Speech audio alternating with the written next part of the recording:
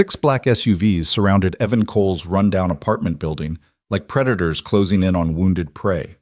Just 24 hours ago, he was nobody, a janitor, a single dad barely scraping by.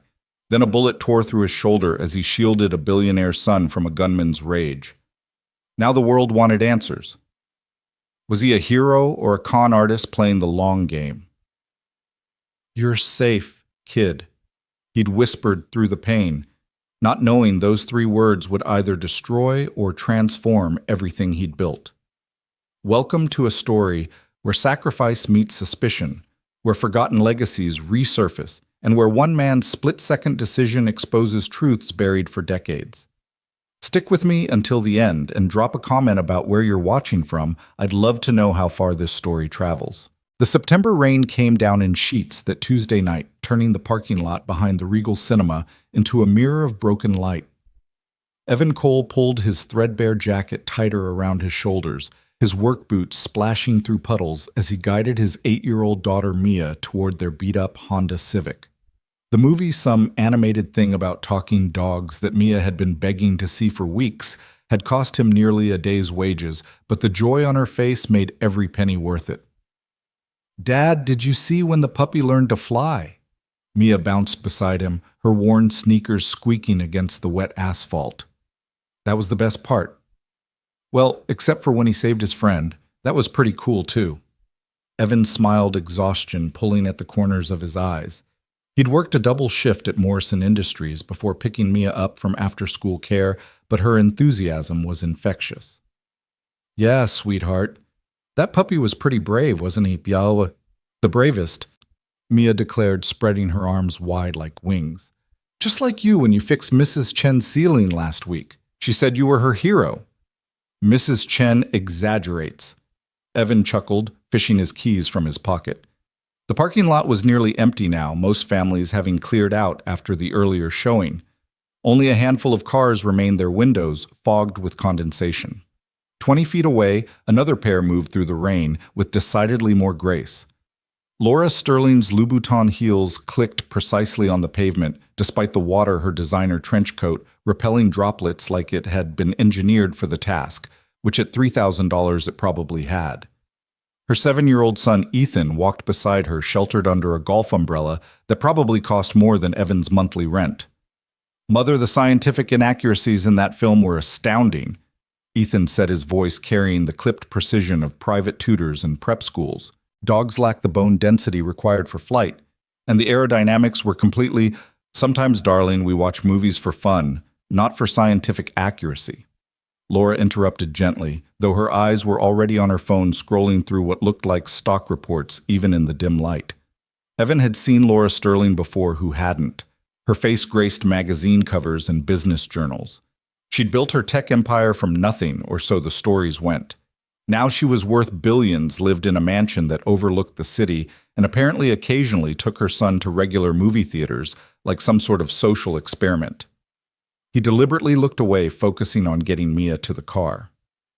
People like Laura Sterling existed in a different universe, one where problems were solved with wire transfers and lawyers, not duct tape and overtime. "Dad, I'm cold," Mia said, shivering despite her hand-me-down jacket. "Almost there, baby girl. I'll get the heat going as soon as—" The first shot cracked through the rain like thunder, but sharper, meaner. For a split second, nobody moved. The sound was so out of place in the mundane parking lot that Evan's brain struggled to process it. Then the second shot came, and the windshield of a nearby BMW exploded in a shower of safety glass. "Get down!" The voice that roared from Evan's throat didn't sound like his own.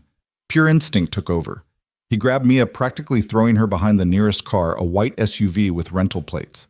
His work boots slipped on the wet asphalt as he spun around searching for the source of the shots. That's when he saw him. A figure in a black hoodie, maybe 30 feet away, arm-extended gun gleaming under the parking lot's sodium lights. The gunman wasn't looking at Evan or Mia. His focus was laser-sharp on Laura Sterling and her son. Laura stood frozen, her phone clattering to the ground, her face a mask of shock. Ethan. Brilliant, little Ethan, who could probably solve calculus problems, just stared at the gun with the incomprehension of a child who'd never imagined violence outside of video games. Time dilated. Evan could see everything with crystalline clarity. The raindrops suspended in the air, the gunman's finger tightening on the trigger. Laura's hands starting to move toward her son, but too slowly. Much too slowly. The third shot rang out. Evan's body moved without consulting his brain. 32 years of life. 32 years of playing it safe, keeping his head down, avoiding trouble, evaporated in an instant. His legs pumped, covering the distance in 3 strides. He slammed into Ethan just as the bullet arrived, wrapping the boy in his arms and spinning him away. Fire bloomed in Evan's shoulder. He'd been punched before bar fights in his younger, stupider days, but this was different. This was like someone had driven a white-hot railroad spike through his body. He heard himself gasp, tasted copper in his mouth. Felt his legs turn to jelly. "You're safe, kid," he managed to whisper to Ethan, who was staring up at him with eyes wide as dinner plates. "You're safe." The parking lot tilted. Evan's knees hit the asphalt hard, sending another spike of pain through his body. He could hear screaming multiple voices now. Mia calling for him. Laura Sterling shouting orders at someone. Sirens in the distance growing closer. The gunman was running. Even through his dimming vision, Evan could see the figure sprinting toward the tree line at the edge of the parking lot. Then more shots, different guns, multiple sources. Security. Of course, someone like Laura Sterling had security. "Oh God! Oh God!" Laura was suddenly there, her hands pressing against Evan's shoulder. Her $3,000 coat was off, wadded up, being pressed against the wound. "Stay with me. Look at me. What's your name?" "Evan," he managed, though his tongue felt thick. "My daughter, Mia. She's safe. My security has her. She's safe." Laura's voice had the commanding tone of someone used to being obeyed, but underneath it, Evan could hear something else. Fear. Maybe even guilt. "You saved my son. Do you understand? You saved Ethan." Evan tried to nod, but the parking lot was spinning now, the lights smearing into streaks. He could hear Mia crying, wanted to tell her it was okay, that Daddy was fine, but the words wouldn't come. What's his blood type? Someone new was talking, paramedic probably. When had the ambulance arrived? How would I know that? Laura's voice frustrated. Dad has O negative. Mia's voice cut through everything else. He gives blood every month at the church. He says it's important because O negative can help anybody. Of course she knew. His brilliant, beautiful daughter who memorized everything, who paid attention when he thought she wasn't listening. "Smart girl," the paramedic said. "Okay, we're moving him now. On 3. The world exploded in pain as they lifted him.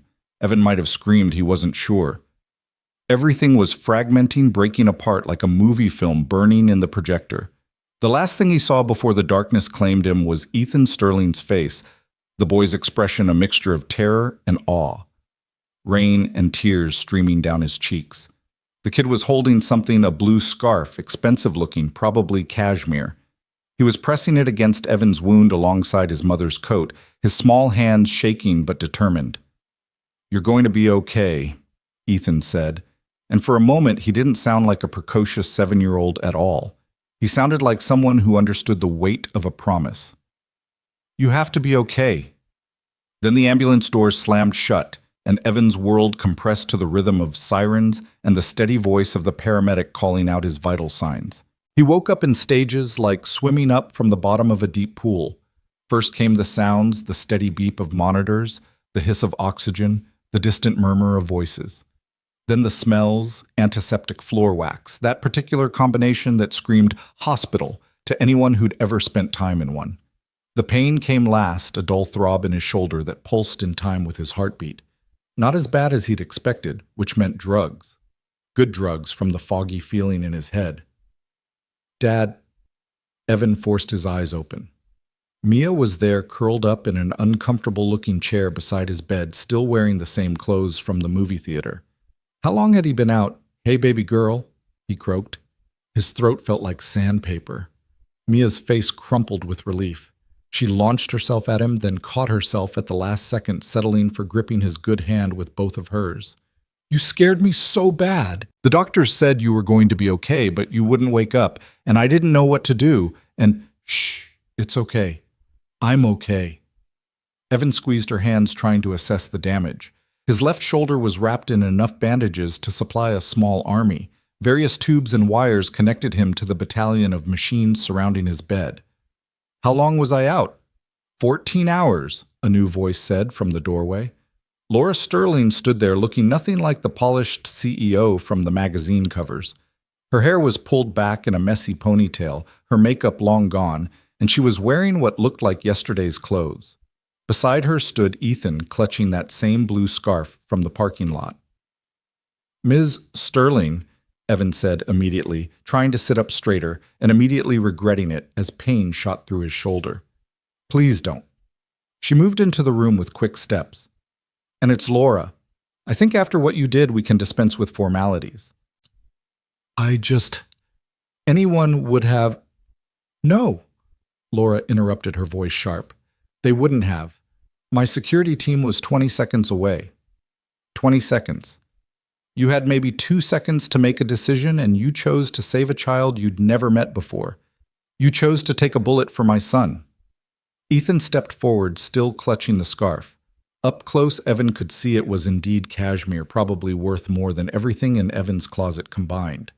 There were bloodstains on it now, Evan's blood. "The trajectory," Ethan said in his too serious voice, "would have been center mass for me. Fatal with 93% probability given the distance and caliber.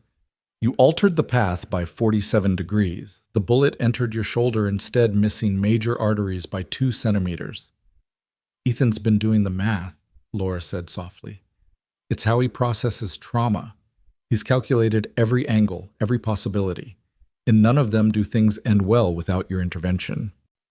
Evan looked at the boy, saw the shadows under his eyes, the way his small hands white-knuckled the scarf.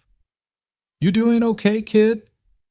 Ethan nodded, then shook his head, then nodded again. "I don't understand why you did it.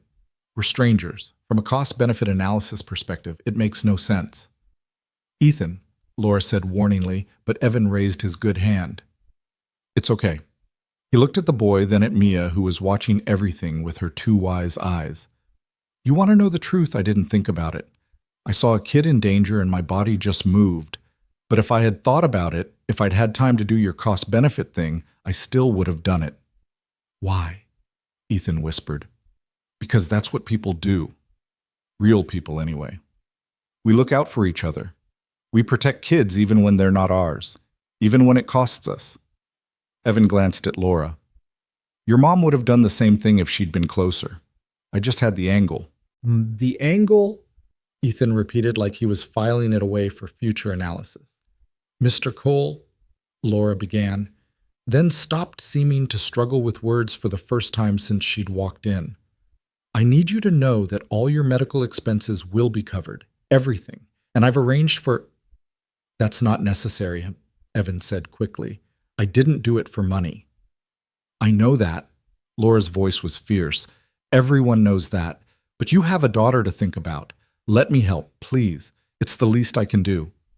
Before Evan could respond, the door burst open again.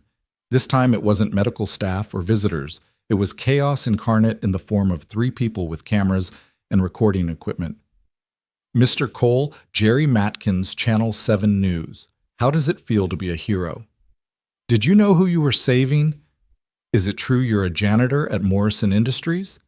The questions came rapid-fire, overlapping, aggressive. Mia shrank back against Evan's bed. Ethan actually stepped behind his mother. Laura's expression went from grateful to glacial in about half a second. "Security!" she barked, and 2 large men in suits materialized as if from thin air. "Get them out, now!" "The public has a right to know," one of the reporters started. "The public has a right to exactly nothing regarding this man's private medical information," Laura snapped.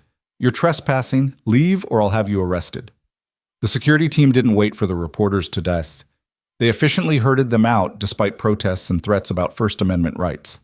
Laura turned back to Evan, her expression apologetic. "I'm sorry. I don't know how they found out you were awake. Someone on staff must have called for a quick payday," Evan finished. He'd been around long enough to know how these things worked. "It's fine. Not your fault." "It is actually."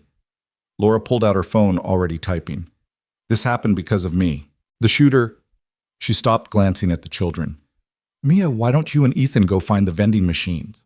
Evan suggested, fishing in his wallet with his good hand. Get yourself something. Ethan, too. But Dad, it's okay, sweetheart, just down the hall and back. Mia took the money reluctantly. Come on, she said to Ethan, who looked equally reluctant to leave. They have those honey buns you probably never had before.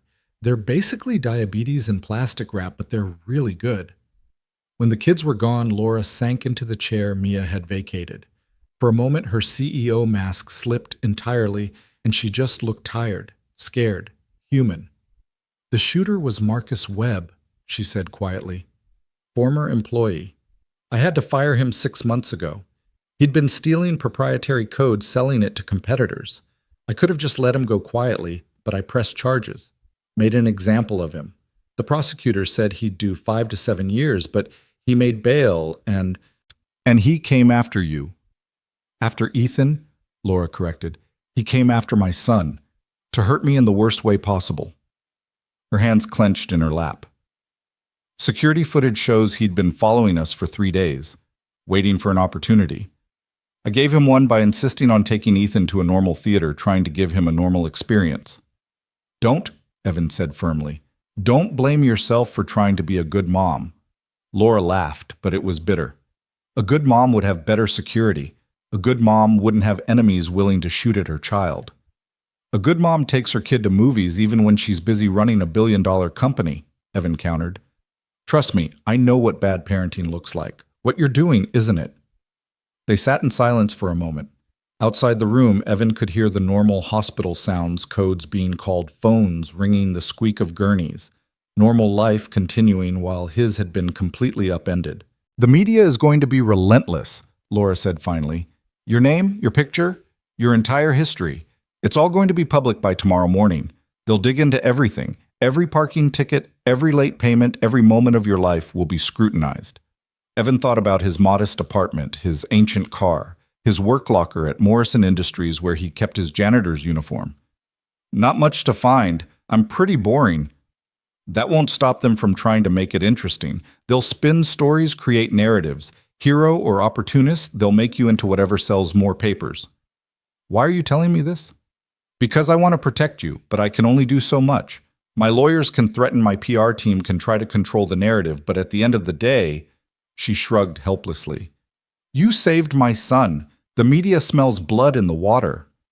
As if to underscore her point, Evan's phone charging on the bedside table began buzzing incessantly. Text after text, call after call. He reached for it with his good hand, saw dozens of unknown numbers, messages from reporters, requests for interviews. How did they get my number? Someone always talks, Laura said grimly. A coworker, a neighbor, someone who knows someone. By tonight, they'll have interviewed everyone you've ever met. The thought made Evan's stomach turn. Not for himself, but for Mia. She didn't deserve this. She was just a kid who'd wanted to see a movie about flying dogs. I can put you up in a hotel, Laura offered. Somewhere secure with guards, until this dies down. I have work, Evan said automatically. I can't just... You have a hole in your shoulder, Laura pointed out. You're not going to be mopping floors anytime soon. She was right, of course. Morrison Industries wasn't exactly generous with their sick leave for janitors. A few days, maybe a week, and then they'd replace him. 9 years of perfect attendance meant nothing when you couldn't push a mop. Let me help, Laura said again. Please, I have resources you're going to need. Before Evan could respond, Mia and Ethan returned. Mia was chattering away about something, her hands moving animatedly, while Ethan listened with the intense focus of someone trying to decode an alien language. And that's why you should never microwave a honey bun with the wrapper still on, Mia concluded. Trust me, I learned the hard way. Fascinating, Ethan said, and he seemed to mean it. The metallization in the wrapper would create electrical arcing, potentially damaging the magnetron. Yeah, that. Also, it catches fire and your dad grounds you for a week, Mia added cheerfully. She looked between the adults. Why do you both look so serious? Just grown-up stuff, Evan said, forcing a smile. Nothing to worry about. But even as he said it, he could see the crowd gathering outside his hospital window. News vans were pulling up their satellite dishes already extending. Someone had set up a banner that read, "Hero of Regal Cinema." This was just the beginning. The next 12 hours passed in a blur of police interviews, medical checks, and increasingly creative attempts by reporters to get into the room. One dressed as a nurse, another as a food service worker. Security caught them all, but it was exhausting. Detective Sarah Kim, a no-nonsense woman with sharp eyes and a skeptical expression, took Evan's statement 3 times each time, probing for inconsistencies that didn't exist. "You'd never met Ms. Sterling before that night. Seen her on magazine covers, that's it. Never applied for a job at her company. I'm a janitor detective. They require degrees I don't have. No connection at all. Our kids apparently like the same movie about flying dogs. That's the extent of it." She finally seemed satisfied, closing her notebook with a snap. "You're either the luckiest or unluckiest man in the city, Mr. Cole. Jury's still out on which." Dr. Martinez, his attending physician, was more optimistic. "The bullet went through clean, missed everything vital. You'll need physical therapy, and that shoulder's going to ache when it rains for the rest of your life, but you'll have full use of the arm." "How long until I can work?" "Depends on the work. Desk job, maybe 3 weeks. Physical labor." He shrugged. 6 weeks minimum, maybe 8. 8 weeks without pay. Evan did the math in his head and didn't like the answer. He had maybe 2 weeks of expenses saved if he stretched it. Laura had left to deal with her company. Apparently the attempted shooting of her son had sent stock prices into a nosedive, but she'd left behind a business card with a personal cell number written on the back. "Call me for anything," she'd said. "I mean it." Evan fingered the card premium stock with raised lettering. It probably cost more to print than he made in an hour. Mia had finally fallen asleep in the chair, her head at an uncomfortable angle that would leave her with a sore neck. Evan watched her sleep, this little person who was his whole world, and wondered what he'd dragged her into. His phone buzzed again. This time it was his landlord, Mr. Petrov. "Evan, is true what I see on news? You are hero." "I'm not a hero. Mr. Petrov, just wrong place, wrong time." No, you are hero. My wife, she is crying watching the news, says you are good man, best tenant. Listen, the rent this month, forget about it, is paid." "Mr. Petrov, I can't, is done. You save child, I forget 1 month rent is nothing." There was a pause. "But Evan, reporters there here, many reporters. They want to know about you, ask questions. I tell them nothing but others in building." He trailed off meaningfully. "Others in the building would talk." Of course they would. Mrs. Rodriguez from 3B, who'd always resented that Mia was friends with her daughter. Tommy from 2A, who Evan had reported for dealing drugs near the playground. They'd all have stories to tell, axes to grind. "Thanks for the heads up, Mr. Petrov. You need place to stay, my brother has cabin. Is not much, but is quiet. Private. I'll think about it. Thanks." After Petrov hung up, Evan stared at his phone. 47 missed calls. Over 100 texts. His social media dormant for years had thousands of notifications. How did people even find these accounts? A soft knock at the door interrupted his thoughts.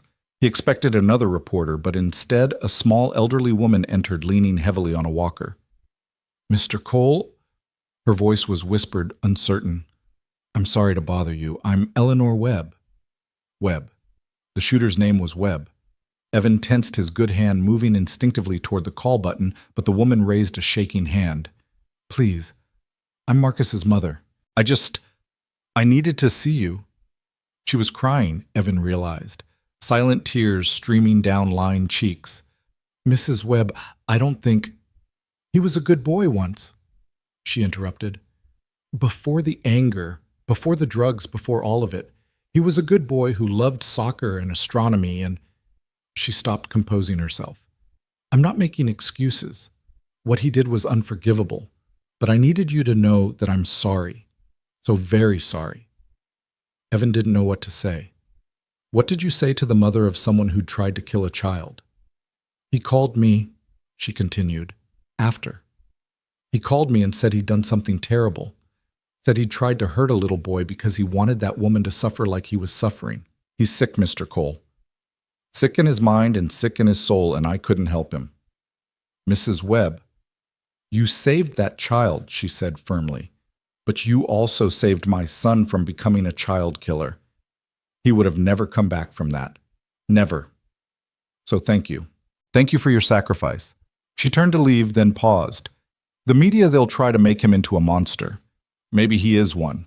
But monsters aren't born, Mr. Cole. They're made. Sometimes by their own choices, sometimes by things beyond anyone's control. Remember that when they come asking questions. She shuffled out, leaving Evan to process what had just happened.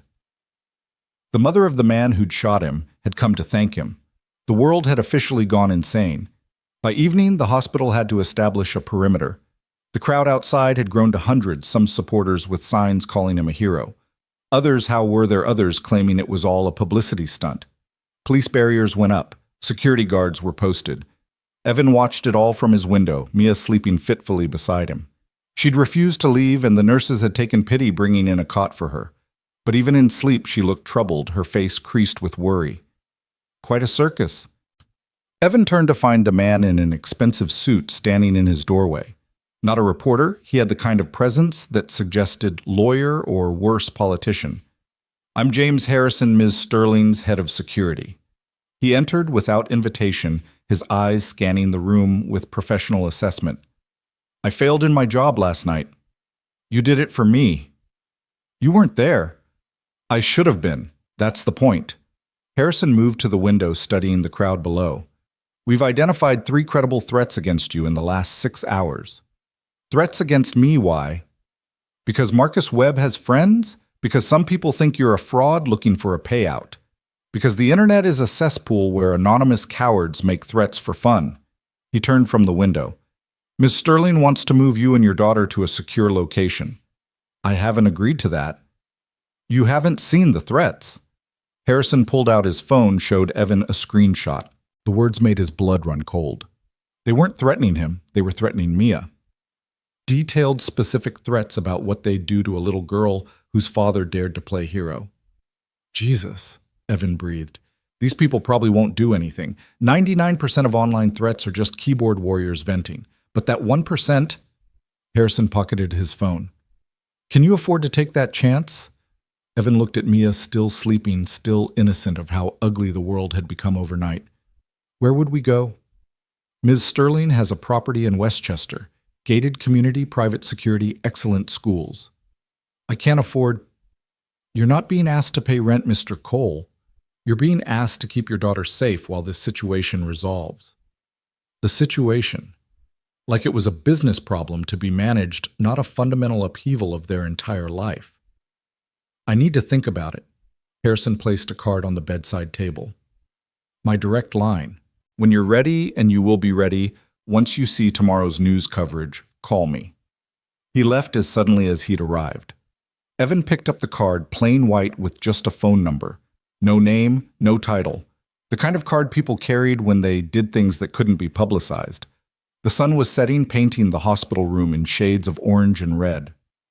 Somewhere out there, Marcus Webb was in custody, probably being interrogated. Laura Sterling was managing a corporate crisis. Ethan was trying to process trauma through mathematics. And Evan Cole, janitor, single father, nobody special, was lying in a hospital bed with a hole in his shoulder and his entire life splashed across the news. Mia stirred, her eyes fluttering open. Dad, right here, baby girl. Are we going to be okay? It was such a simple question with such a complicated answer. They were alive, that was something. But okay. Evan wasn't sure they'd ever be okay in the same way again. Yeah, he lied, pulling her close with his good arm. We're going to be fine. Outside, someone had started chanting his name. Others joined in. Evan, Evan, Evan. Like he was some kind of sports hero instead of a janitor who'd just reacted without thinking. His phone buzzed. Another text from an unknown number. This one just had 2 words, thank you. He was about to delete it when he noticed the sender had included a photo. It was Ethan Sterling asleep in what looked like a massive bed, still clutching that blue scarf. The kid looked peaceful for the first time since Evan had seen him. Maybe that made it worth it. Maybe saving one kid's life, giving him the chance to sleep peacefully again, was worth whatever came next. The chanting outside grew louder. News helicopters circled overhead. The circus, as Harrison had called it, was just getting started. Evan closed his eyes and tried to remember what life had been like just 24 hours ago. Simple, predictable, safe. That life was gone now, blown apart, as surely as if that bullet had found its mark. In its place was something new, something uncertain, something that would either destroy them or forge them into something stronger. Time would tell which. But as Mia curled against his good side, her breathing evening out into sleep, Evan made himself a promise. Whatever came next, whatever the media said, whatever threats emerged from the shadows, he would protect his daughter. He would keep her safe. Even if it meant accepting help from a billionaire, even if it meant leaving everything they knew behind, even if it meant becoming someone he never wanted to be, a public figure, a symbol, a hero. The word sat uneasily in his mind. Heroes were people who chose to run toward danger. He'd just been a father who saw a kid in trouble. The fact that the kid happened to be worth billions didn't change the fundamental equation. Or did it? The hospital room grew dark as evening became night. Outside, the crowd showed no signs of dispersing. If anything, it was growing, fed by social media and the 24-hour news cycle's insatiable hunger for content. Somewhere in the city, morning editions were being printed with his face on the front page. Hero janitor saves billionaire's son. He could already imagine the headlines. By morning, everyone would know his name. By morning, everything would change. But that was tomorrow's problem. Tonight, he had his daughter safe beside him. Tonight, he was alive when he probably shouldn't be. Tonight, a 7-year-old boy was sleeping peacefully because Evan Cole, nobody special, had made a split-second decision to be something more. Maybe that was enough. Maybe that was everything. The morning came too soon, bringing with it a reality Evan hadn't fully prepared for. He woke to find Mia already awake, standing by the window, her small frame silhouetted against the pale dawn light. The crowd below had thinned, but hadn't disappeared entirely. Die-hard supporters with their homemade signs had apparently camped out overnight. "They're still here," Mia said quietly, not turning around. "That lady with the pink hair, she's been holding that sign since yesterday. It says Evan Cole is a real-life superhero. But you're not, are you? You're just my dad." The innocence in her voice, tinged with confusion, broke something in Evan's chest. He struggled to sit up, wincing as the movement pulled at his shoulder. "Come here, sweetheart." She padded over, crawling carefully onto the bed beside him. Up close, he could see she'd been crying. Her eyes were puffy, the pillowcase stained with dried tears. "I'm scared, Dad," she admitted in a whisper. "Everything's different now. Everyone's looking at us. At school, they're going to ask questions, and I don't know what to say." Before Evan could respond, his phone erupted with notifications. The morning news cycle had begun. Against his better judgment, he opened one of the news apps. His own face stared back at him, a driver's license photo from years ago when he'd been younger, less worn down by life. The headline read, "From Zero to Hero, the minimum wage worker who saved a billionaire's son." The article was worse than he'd imagined. They'd found everything. His bankruptcy filing from 5 years ago when Mia's mother had left them with medical debt. His work history, a string of manual labor jobs that painted a picture of someone going nowhere fast. They'd even interviewed his high school guidance counselor who remembered him as unremarkable but pleasant. Mr. Cole displayed no particular ambition or exceptional qualities during his time at Jefferson High, the counselor was quoted as saying. "It's surprising to see him in this situation." Surprising. Like saving a child's life was somehow out of character for someone who mopped floors for a living. Another article took a different angle. Questions arise about hero janitor's motives. This one quoted anonymous sources suggesting Evan had recognized Laura Sterling and saw an opportunity.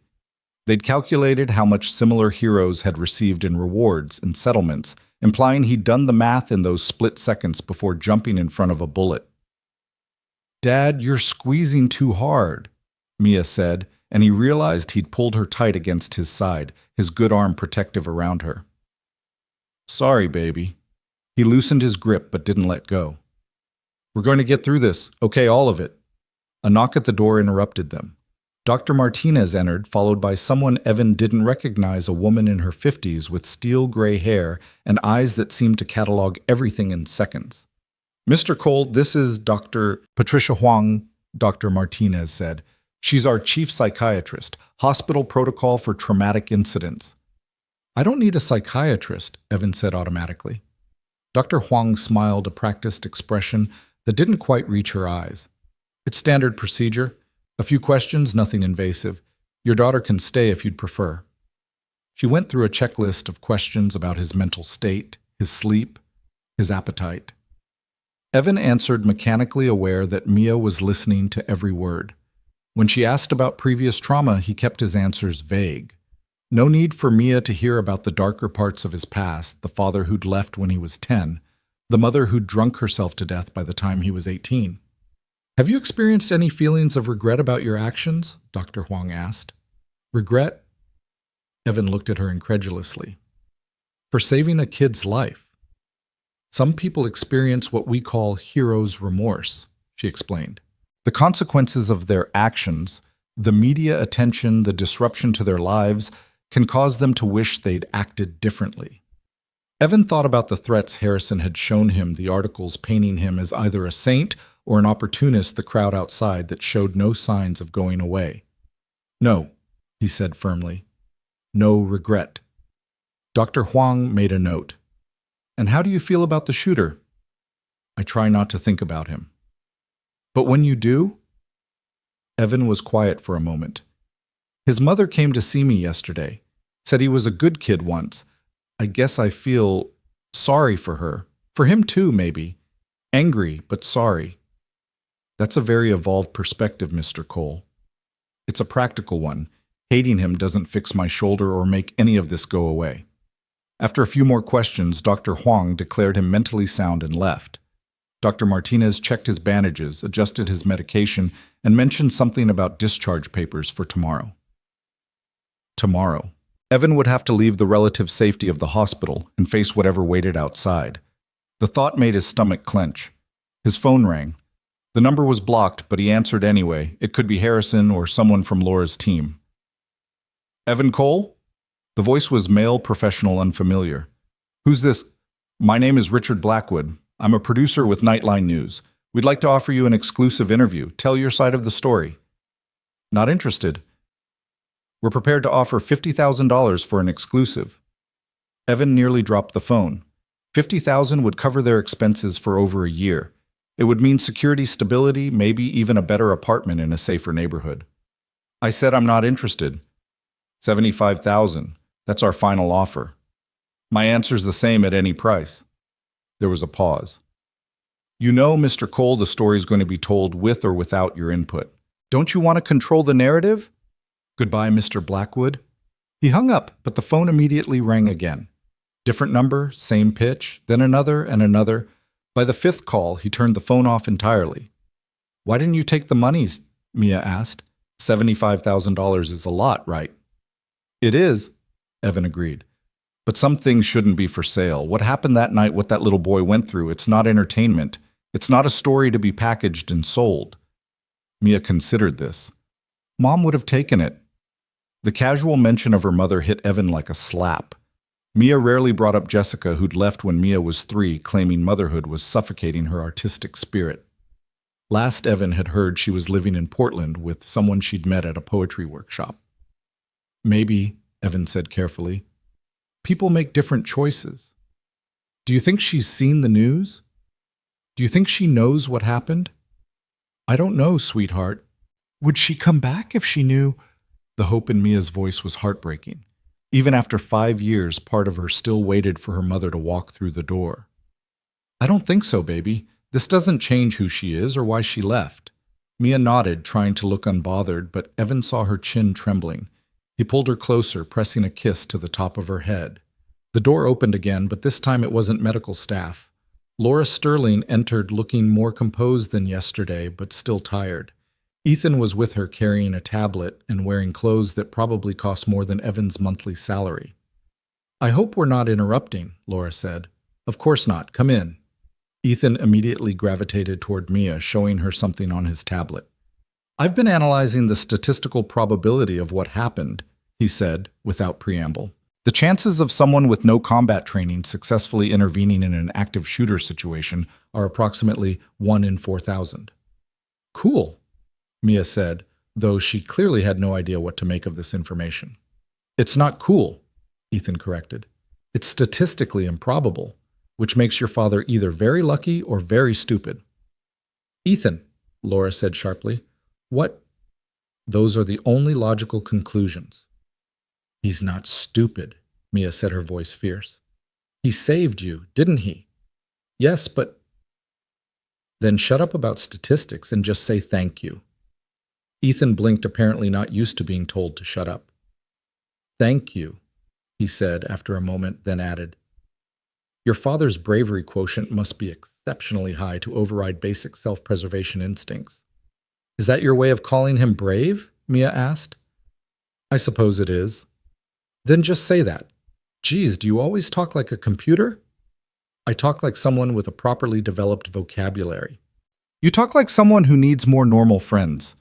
Laura and Evan exchanged glances, both fighting smiles. Their children were bickering like they'd known each other for years instead of hours. Mr. Cole, Laura said, I need to discuss some developments with you. Children, why don't you go to the family lounge? Ethan, show Mia that game you were playing earlier. The physics simulation. The fun one, Ethan, the one with the birds.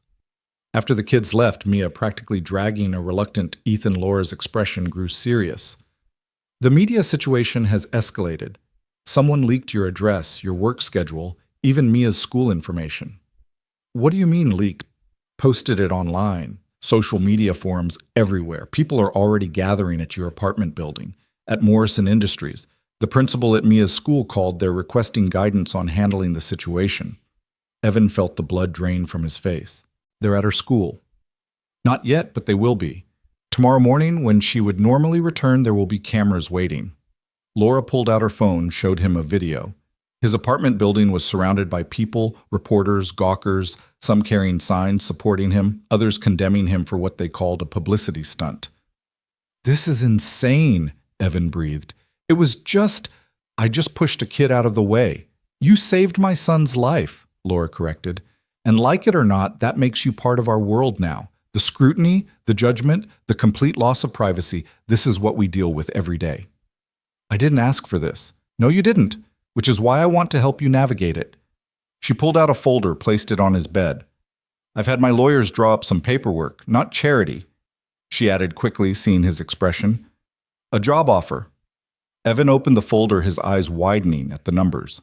Community Safety Advisor, I don't even know what that means. It means you'd help develop safety protocols for our facilities, review security plans, provide input based on your unique perspective. Laura's smile was wry. It's a real position with real responsibilities, not a handout. The salary reflects the value of keeping my son alive. The salary was more than he'd make in 5 years as a janitor. It included health insurance, a company car education fund for Mia, everything he'd ever wanted to provide for his daughter, but never could. This is too much, he said. It's not enough, Laura countered. But it's what I can offer without insulting you. Please, Mr. Cole, let me do this. Before he could respond, his phone, which he'd turned back on, exploded with alerts. Not calls this time, but news notifications, all with variations of the same headline, Hero Janitor's Dark Past Revealed. Evan's heart sank as he opened one of the articles. They'd found it. The thing he'd never told anyone, not even Mia.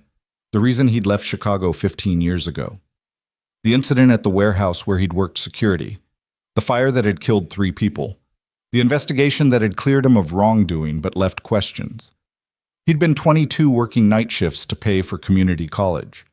The fire had started in a section he was supposed to patrol, but he'd been in another part of the building helping a coworker who'd fallen and injured himself.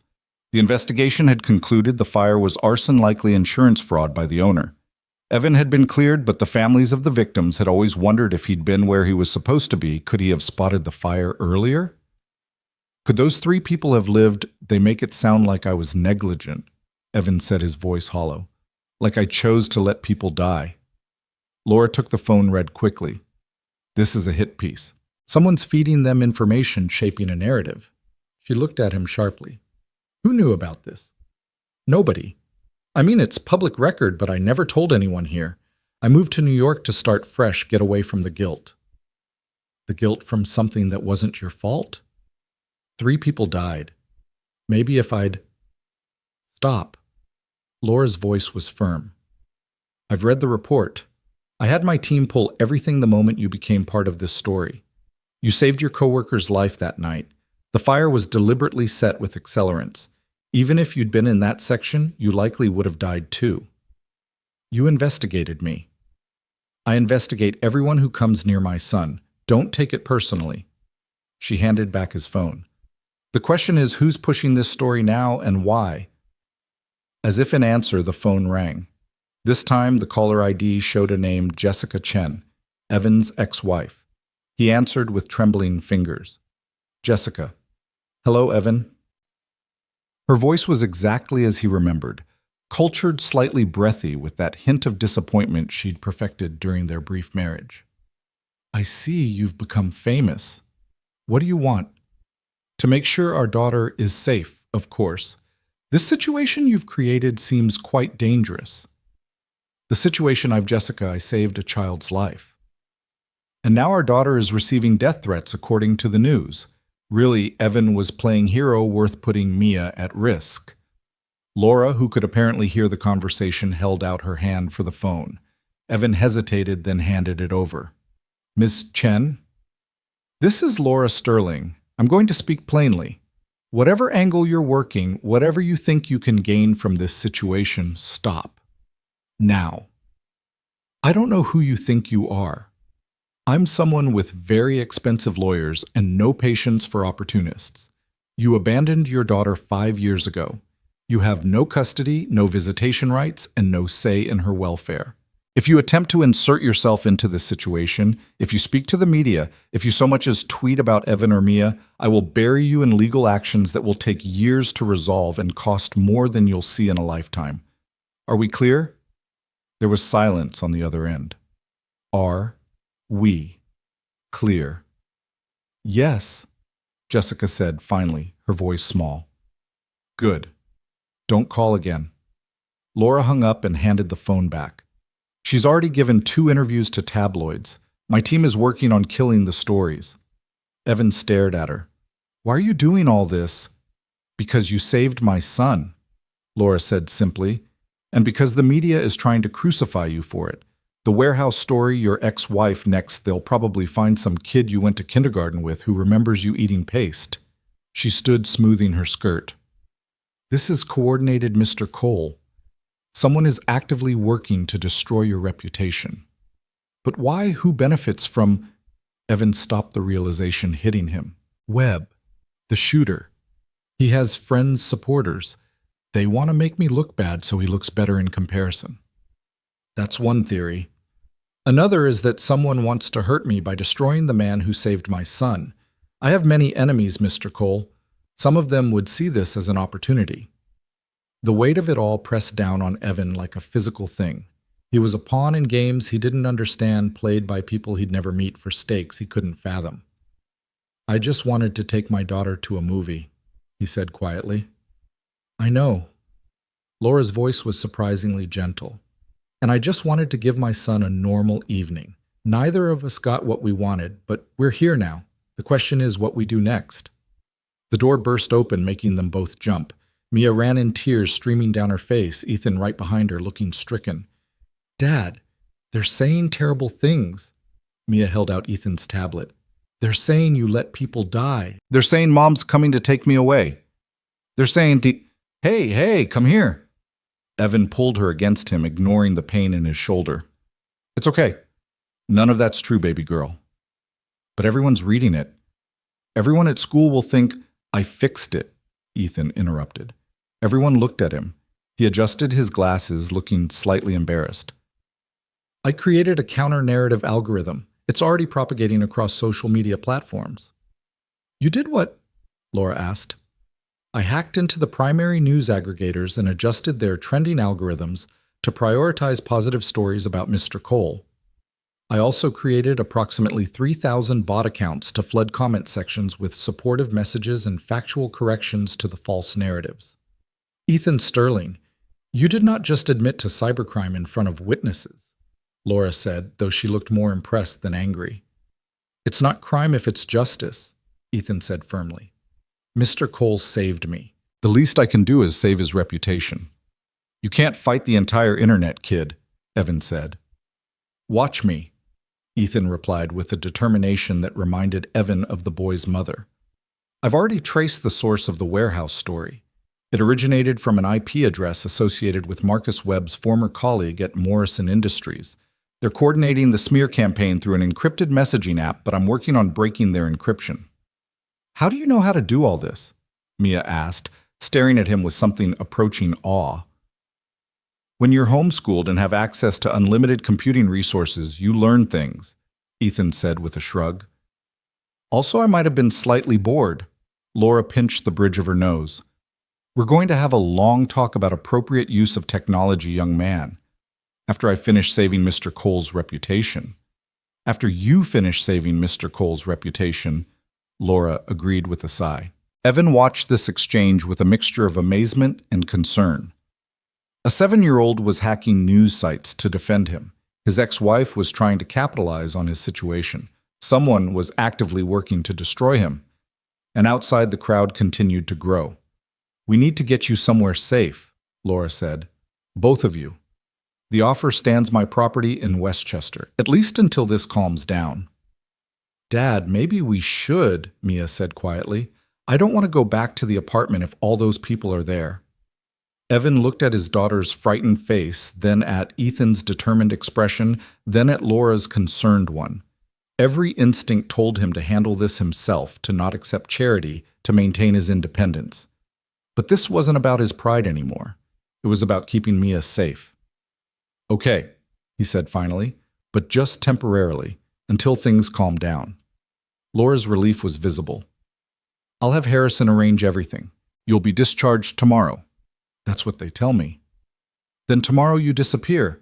We'll get you out quietly before the media knows you've left. She gathered her things, then paused. Mr. Cole Evan, I know this isn't what you wanted, but sometimes life forces us into roles we never asked for.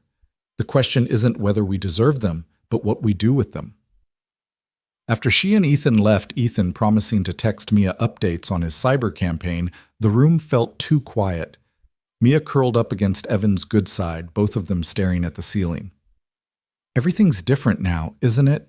She asked. Yeah, baby girl. Everything's different. Are we still going to be us? Even with all this craziness? Evan pressed a kiss to her forehead. We're always going to be us. No matter where we live or what people say or how crazy things get. You and me against the world, remember? You and me against the world, Mia repeated, but she sounded uncertain. Outside, someone had started playing music. Evan recognized the song Hero by Mariah Carey. Someone else was giving a speech about citizen bravery. A news helicopter circled overhead, its spotlight occasionally sweeping across their window. His phone buzzed with another notification. This time, it was from his supervisor at Morrison Industries. Don't bother coming back. Your position has been terminated. Your final check will be mailed. 9 years. Perfect attendance, gone with a text message. But then another text came through, this one from an unknown number. Mr. Cole, I'm Sarah Walsh from Channel 12. I want you to know that not all of us are vultures. Some of us still believe in reporting the truth. When you're ready to talk, really talk, not for money or ratings. I'm here. Then another from a different unknown number. You don't know me, but you saved my daughter once. Not from a bullet, but from drowning at the community pool 3 years ago. You probably don't remember you just jumped in and pulled her out like it was nothing. You're a hero to our family, always have been. Evan did remember vaguely. A little girl who'd slipped into the deep end while her parents were distracted. He'd been there with Mia, had reacted without thinking, just like with Ethan. Maybe that was who he was. Not a hero, not someone special, just someone who couldn't stand by when kids were in danger. It wasn't noble or calculated. It was just instinct. More texts came through, some supportive, some hostile, some from reporters, some from strangers. His old life, the anonymous existence of Evan Cole, the janitor, was officially over. In its place was something he didn't yet understand, a public persona being shaped by forces beyond his control. But as Mia's breathing deepened into sleep, as the noise outside became white noise, as his shoulder throbbed with each heartbeat, Evan made a decision. He couldn't control what people said or thought. He couldn't fight every narrative or answer every accusation, but he could protect his daughter. He could accept help when offered. He could try to navigate this new reality with some measure of dignity. Tomorrow they would leave the hospital. Tomorrow they would vanish into Laura Sterling's protection. Tomorrow they would start figuring out what came next. But tonight, in this moment, they were just a father and daughter holding on to each other while the world went insane around them. And somehow, that was enough. The crowd outside began to disperse as the night wore on, but Evan knew they'd be back. They always came back. The story was too good, too perfect for the media age, the minimum wage hero, the billionaire CEO, the innocent children caught in the crossfire of adult violence and vengeance. Somewhere in the city, Marcus Webb sat in a cell, probably wondering how his plan for revenge had created a folk hero. Somewhere else, Jessica was probably calculating how to monetize her newfound relevance. And somewhere in a mansion overlooking the city, Laura Sterling was mobilizing resources to protect a janitor and his daughter, because that janitor had saved the most precious thing in her world. The last thing Evan saw before exhaustion finally claimed him was a text from Ethan. Counter-narrative achieving viral status. Public opinion shifting. You're winning, Mr. Cole. Winning. As if this was a game that could be won or lost rather than a situation to be survived. But as sleep took him, Evan allowed himself a small moment of hope. Maybe they would get through this. Maybe the world would move on to the next story. Maybe somehow he and Mia would find their way back to something resembling normal. Or maybe normal was gone forever, and they'd have to build something new from the ashes of their old life. Either way, they'd face it together. The escape from the hospital was orchestrated with military precision. At 4 a.m, while the media crowd slept in their vans or grabbed coffee from the 24-hour diner across the street, Harrison's team moved. Evan found himself in a wheelchair. He didn't need wearing a maintenance worker's uniform being pushed through service corridors by a man who never spoke. Mia walked beside them, dressed as a candy striper, her face partially hidden by an oversized cap. "This is like a spy movie," she whispered, and despite everything, there was excitement in her voice. Children could find adventure in the strangest circumstances. They emerged through a loading dock where an unremarkable van waited, the kind used by hundreds of delivery services throughout the city. No one looked twice as they pulled away, joining the early morning traffic of workers beginning their day. Through the tinted windows, Evan watched his old world recede. Morrison Industries was just a few blocks away. He'd walked these streets thousands of times, knew every crack in the sidewalk, every broken streetlight, every corner where homeless veterans set up their cardboard signs. "You okay?" Harrison asked from the driver's seat. It was the first time he'd shown anything resembling human concern. "Just thinking about how fast everything changes," Evan replied. The drive to Westchester took an hour, traffic gradually thinning as they left the city proper. The buildings grew shorter, then gave way to trees. Lawns appeared, then grew larger until they were passing estates hidden behind walls and hedges. Mia pressed her face to the window, watching this new world unfold. "Dad, look at that house. It has a fountain. An actual fountain in the front yard. That's not a house, sweetie. That's just the gatehouse." The gatehouse. Then how big is the actual house? She got her answer when Harrison turned into a driveway marked only by a discrete number on a stone pillar. The gates opened smoothly, revealing a road that wound through perfect landscaping for another quarter-mile before the house came into view. "Holy!" Mia breathed, then caught herself. "I mean, wow!" It wasn't a mansion in the ostentatious sense. Laura Sterling had better taste than that. It was a colonial revival, all clean lines and perfect proportions, large enough to be impressive, but not so large as to be absurd. The kind of place that whispered money rather than shouting it. "This is the guest house," Harrison said, pulling up to a smaller structure, though smaller was relative. It was still twice the size of anywhere Evan had ever lived. "Ms. Sterling thought you'd be more comfortable with your own space." The interior was furnished in what Evan guessed was expensive simplicity. Everything was neutral colors and natural materials, comfortable without being casual. Mia ran from room to room, her footsteps echoing on hardwood floors. "Dad, there's 3 bedrooms and 2 bathrooms, and the kitchen has one of those fridges with the water in the door. Evan stood in the living room feeling profoundly out of place. His work boots, the only shoes he'd had at the hospital, seemed wrong against the Persian rug. His clothes, the same ones from the shooting with the addition of the maintenance uniform shirt, felt like a costume. "There's clothing in the master bedroom," Harrison said, reading his discomfort. "We guessed at sizes, food in the kitchen. The main house is a 5-minute walk through the gardens.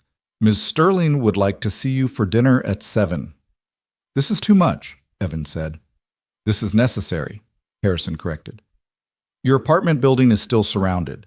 Mia's school has had to hire additional security. 3 different people have tried to break into your actual apartment claiming they wanted souvenirs."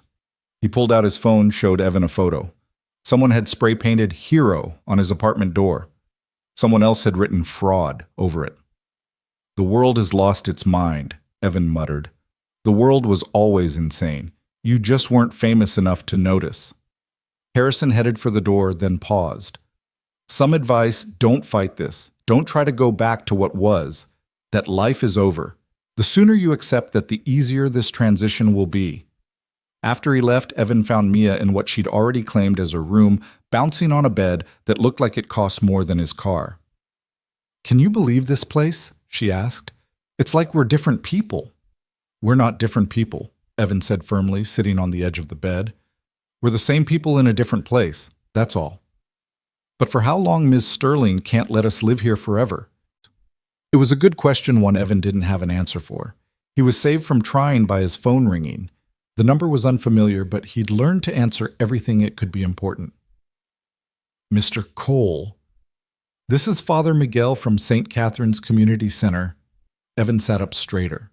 Father Miguel had been a fixture in their neighborhood for 20 years, running programs for kids, food banks, for families in need. He was one of the good ones. "Father, how did you get this number?" "Your landlord, Mr. Petrov. He thought you should know what's happening here." The priest's voice was heavy. "The memorial has grown quite large." "Memorial? People have been leaving flowers, cards, toys for children. The spot where you were shot, someone's marked it. They're calling it sacred ground. That's ridiculous. Perhaps. But I'm not calling about that. I'm calling because someone else has been here. An old woman, Eleanor Webb. She's been sitting by the memorial for hours crying. She says she needs to tell you something about your grandfather." "My grandfather? He died when I was 3. I barely remember him." "She says she knew him, says there are things you need to know." "Mr. Cole, I wouldn't bother you with this, but she seems quite desperate, and given everything that's happened—" Evan looked at Mia, who was pretending not to listen while clearly hanging on every word. "Father, I can't come back to the city right now. It's not safe."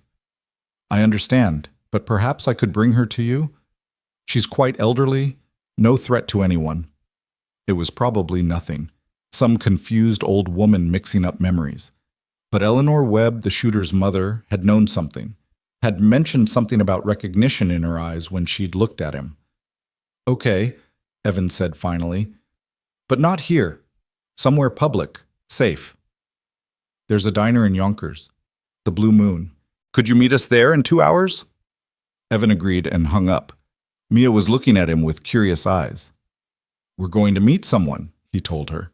"Someone who might have known your great-grandfather. I thought we were supposed to stay hidden." "We are, but some things are worth the risk." 2 hours later, they sat in a corner booth at the Blue Moon Diner, a place that had probably looked exactly the same since 1962. Father Miguel arrived first, his familiar face a comfort in this strange new reality. Behind him, moving slowly with a walker, came Eleanor Webb. She looked older than she had in the hospital, as if the past few days had aged her years. Her eyes, when they found Evan's face, filled with tears. "Oh my God," she whispered. "You look just like him." "Like who?" "Samuel Cole, your grandfather." She lowered herself into the booth with Father Miguel's help. "I was 17 when I met him. He worked at the factory with my father. Such a quiet man, but kind. Always kind." "Mrs. Webb, I appreciate—" "Please let me finish. I need to tell this story. I've held it too long." She pulled out a photograph, yellow with age. It showed a man in work clothes standing in front of a brick building. The resemblance to Evan was unmistakable, the same jaw, the same eyes, the same way of holding himself slightly apart from the world. This was taken 6 months before the fire, Eleanor said. The Riverside factory fire. 43 children were trapped in the daycare on the 3rd floor. The stairs had collapsed. Everyone said it was hopeless. Evan had heard fragments of this story from his mother, but she'd always been vague about details lost in her own grief and bourbon. Your grandfather was walking past when it started. He wasn't even supposed to be there. He'd taken a different route to work because of construction. But when he heard those children screaming, Eleanor's voice broke. He didn't hesitate, ran straight into that building. The news said a man saved those kids, but they never released a name, Father Miguel said softly. The family requested privacy. Samuel made 13 trips, Eleanor continued. 13 trips up a ladder that was already burning through smoke so thick you couldn't see your hand. He saved 43 children, every single one. Then why? Evan started, then stopped. He knew why. His grandfather hadn't walked away from that building. The 14th trip, Eleanor whispered. He went back because he thought he heard another child. There wasn't one, all were accounted for, but he didn't know that. The floor collapsed when he was searching the last room.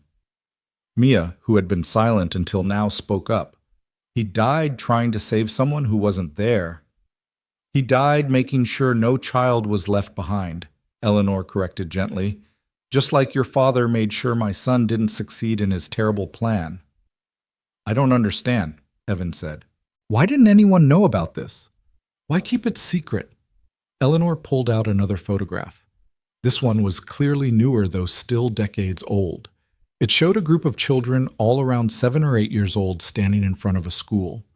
The 43 children he saved, she said. My daughter was one of them.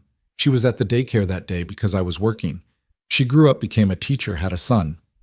Marcus, my grandson. The one who... She stopped, unable to continue. Your daughter was one of the kids my grandfather saved. Evan asked, his mind reeling. Yes, and there's more. Eleanor pointed to another child in the photo, a girl with distinctive eyes and a determined expression even at that young age. That's Laura Sterling. Well, Laura Chen then. Her parents were immigrants, worked double shifts. She was at that daycare every day. The diner seemed to spin around Evan. He gripped the table, trying to process what he was hearing. Laura Sterling was one of the 43. She was the last one out. Your grandfather carried her down himself on his 13th trip. She always said she remembered his face, remembered him telling her she was safe now. You're safe, kid, Mia whispered, and everyone turned to look at her. That's what Dad said to Ethan. The exact same words. Eleanor nodded, tears streaming down her face. 2 generations of Cole men, 2 generations of Sterling children. It's like the universe was balancing something. Laura knows, Evan asked. She didn't at first. The children were young, traumatized. Most forgot details. But when the family started the fund... What fund? Eleanor pulled out a manila envelope, handed it to Evan with shaking hands. The 43 families. They tried to help your grandmother, but she refused, too proud. So they created a fund hoping someday... Here. It's all documented. Evan opened the envelope, his eyes widening at the contents. Bank statements, legal documents, 43 signatures on a trust agreement. The Samuel Cole Hero Fund established 1992 current value. He had to read the number 3 times. $2.3 million, Father Miguel read over his shoulder. Dear Lord. Each family contributed what they could when they could, Eleanor explained. Some gave $20 a month. Others, like Laura's family, when their restaurant business took off, gave more. It's been sitting there waiting for Samuel's descendants to be found. But I was alive. My mother was alive. How did no one... Your grandmother moved after Samuel died, changed her name back to her maiden name, tried to disappear from the grief. Your mother was raised as Patricia Mills, not Patricia Cole. It was only when I saw you on the news, heard your name, saw your face, I knew. And when I checked the records, confirmed your mother's maiden name. Evan stared at the papers, unable to speak. His entire life, he'd struggled with money, watched his mother drink herself to death in poverty, raised Mia on minimum wage and food stamps. And this had been sitting here waiting. Why didn't my grandmother want help? Mia asked, always direct. Pride, Eleanor said simply. And grief. She said Samuel wouldn't want charity, that he'd just done what anyone would do. Sound familiar? She looked pointedly at Evan. This changes everything, Father Miguel said softly. Mr. Cole, you're not just some random hero. You're literally carrying on your grandfather's legacy. I didn't know, Evan said numbly. When I jumped in front of that bullet, I didn't know any of this. That makes it more powerful, not less, Eleanor said.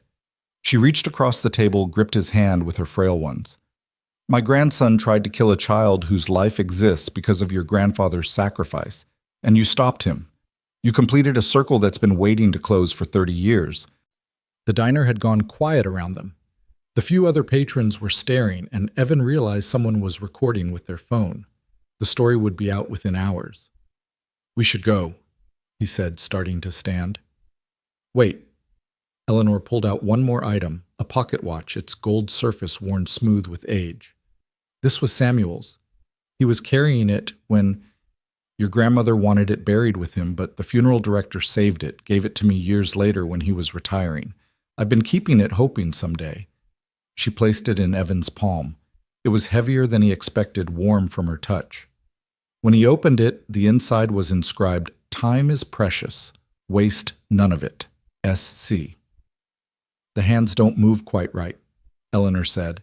Damaged in the fire, but it still keeps time just a little different from everyone else's. Like the Cole men themselves, Evan thought, moving to their own rhythm, responding to their own calls. His phone rang. Laura's number. Evan, where are you? Her voice was urgent. Harrison says you left the property. I'm in Yonkers, at a diner. Laura. I need to talk to you about... Get back here now. Someone leaked your location. The media is already mobilizing. Through the diner window, Evan could see the first news van pulling up. Then another. How did they move so fast? We need to go, he told the others, helping Eleanor to her feet. Mr. Cole, she said urgently. The 43 families. They want to meet you. They want to thank you. Later, he said, though he wondered if there would be a later or if he'd spend the rest of his life running from moments like this. They made it to the car just as the first reporter reached them. Mr. Cole, is it true your grandfather was the hero of the Riverside fire? No comment, Evan said, shielding Mia as they moved. Did you know Laura Sterling's life was saved by your grandfather? That stopped him.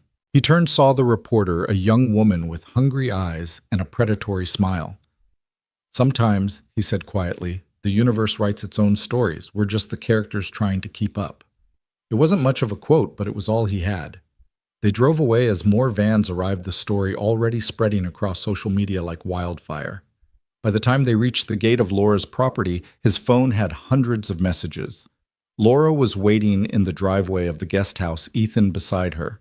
Her face was unreadable as they got out of the car. Is it true? She asked without preamble. About your grandfather. Evan held out the photograph Eleanor had given him, the one of the 43 children. Laura took it with trembling hands, studied it. Oh my God, she whispered. That's me. That little girl is me. She looked up at him, her composed CEO facade completely gone. I remember him. Not clearly, but I remember being carried, someone telling me I was safe. My parents talked about him like he was a saint. The man who gave his life for children he didn't even know. Apparently saving Sterling children is a Cole family tradition, Evan said, attempting levity but achieving only exhaustion. Laura moved suddenly, pulling him into a fierce hug that made his shoulders scream in protest. This can't be coincidence. It can't be. Mom, you're hurting him, Ethan said, but he was staring at Evan with something approaching awe. The probability of this occurrence is effectively zero. 2 generations, same families, same sacrifice pattern. It's statistically impossible unless what? Mia asked.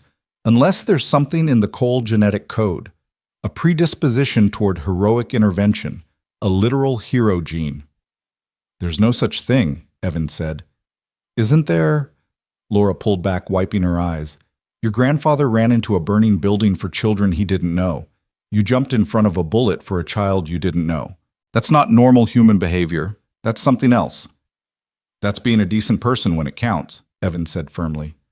No, Laura said. I've met a lot of decent people.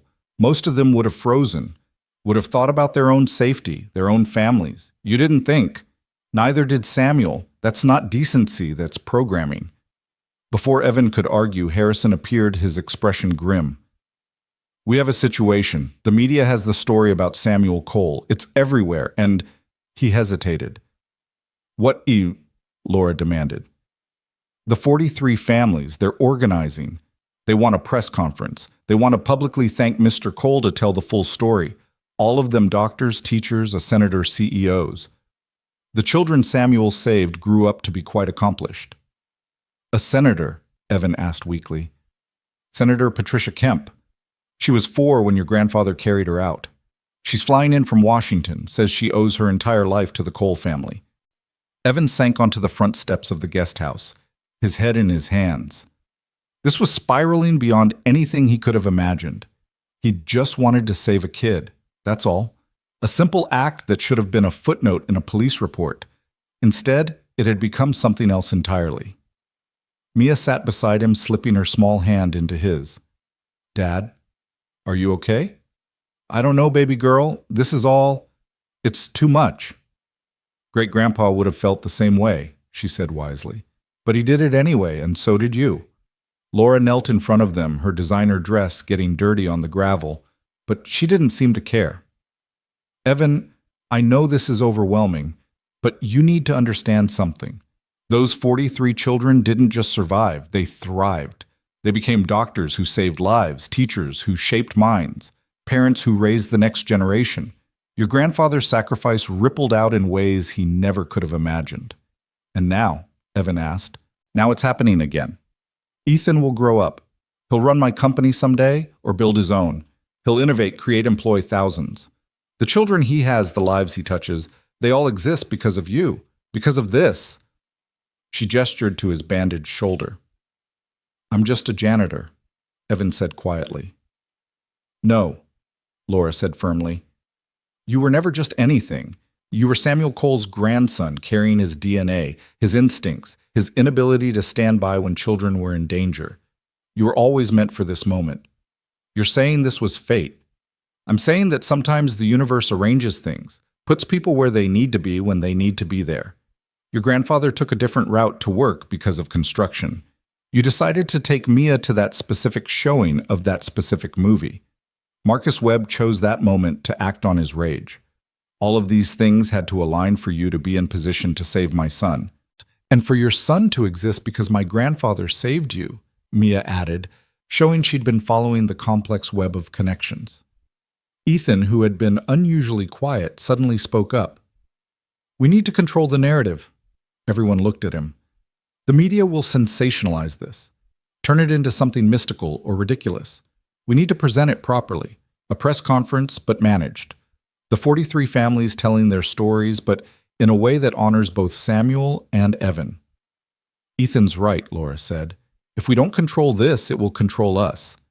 Evan, I know you hate the spotlight, but I don't have a choice, he finished. I haven't had a choice since the moment I heard that first shot. You had a choice, Laura corrected. You chose to save my son.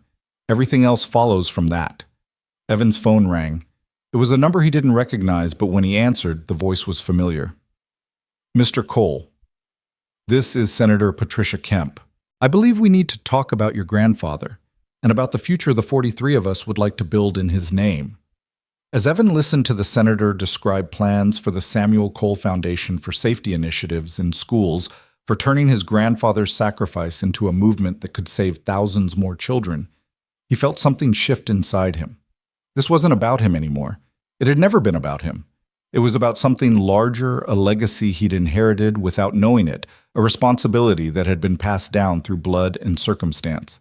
He looked at Mia, who was watching him with those wise eyes that seemed to understand everything.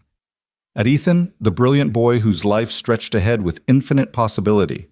at Laura, who had been saved as a child and had grown up to save others through innovation and employment. The circle Eleanor Webb had talked about wasn't closing. It was widening, spreading out in ripples that would touch lives for generations. "Yes, Senator," he said into the phone. "I'll be there. We'll tell the story, all of it." When he hung up, Laura was smiling through tears. "Your grandfather would be proud." "I hope so," Evan said, fingering the pocket watch in his pocket. Its damaged hands ticked on, keeping their own time, marking moments that mattered more than mere minutes and hours. Tomorrow, he would stand before cameras and tell the world about Samuel Cole, about sacrifice and legacy, and the strange ways fate connected lives across decades. He would hate every moment of the spotlight, but he would do it anyway. Because that's what Cole men did, apparently. They ran toward danger instead of away. They saved children who weren't their own. They carried forward legacies they didn't ask for but couldn't refuse. As the sun set over Westchester, painting the sky in shades of amber and rose, Evan held his daughter close and thought about circles and sacrifices, about grandfathers and grandsons, about bullets taken and fires entered. Somewhere in the city, 43 families were preparing to tell their stories. Somewhere else, Marcus Webb sat in a cell, his attempt at revenge having created something beautiful instead of destructive. And somewhere in the space between past and future, Samuel Cole's spirit seemed to whisper on the wind, "You're safe, kid. You're all safe now." The watch in Evan's pocket ticked on its broken hands, moving steadily forward, measuring not time, but moments of grace. Acts of courage, the immeasurable distance between who we are and who we're called to be. The morning of the press conference arrived with unseasonable warmth for late September, as if the universe itself had decided to spotlight the occasion. Evan stood in front of the bathroom mirror in the guest house, struggling with a tie Laura had sent over.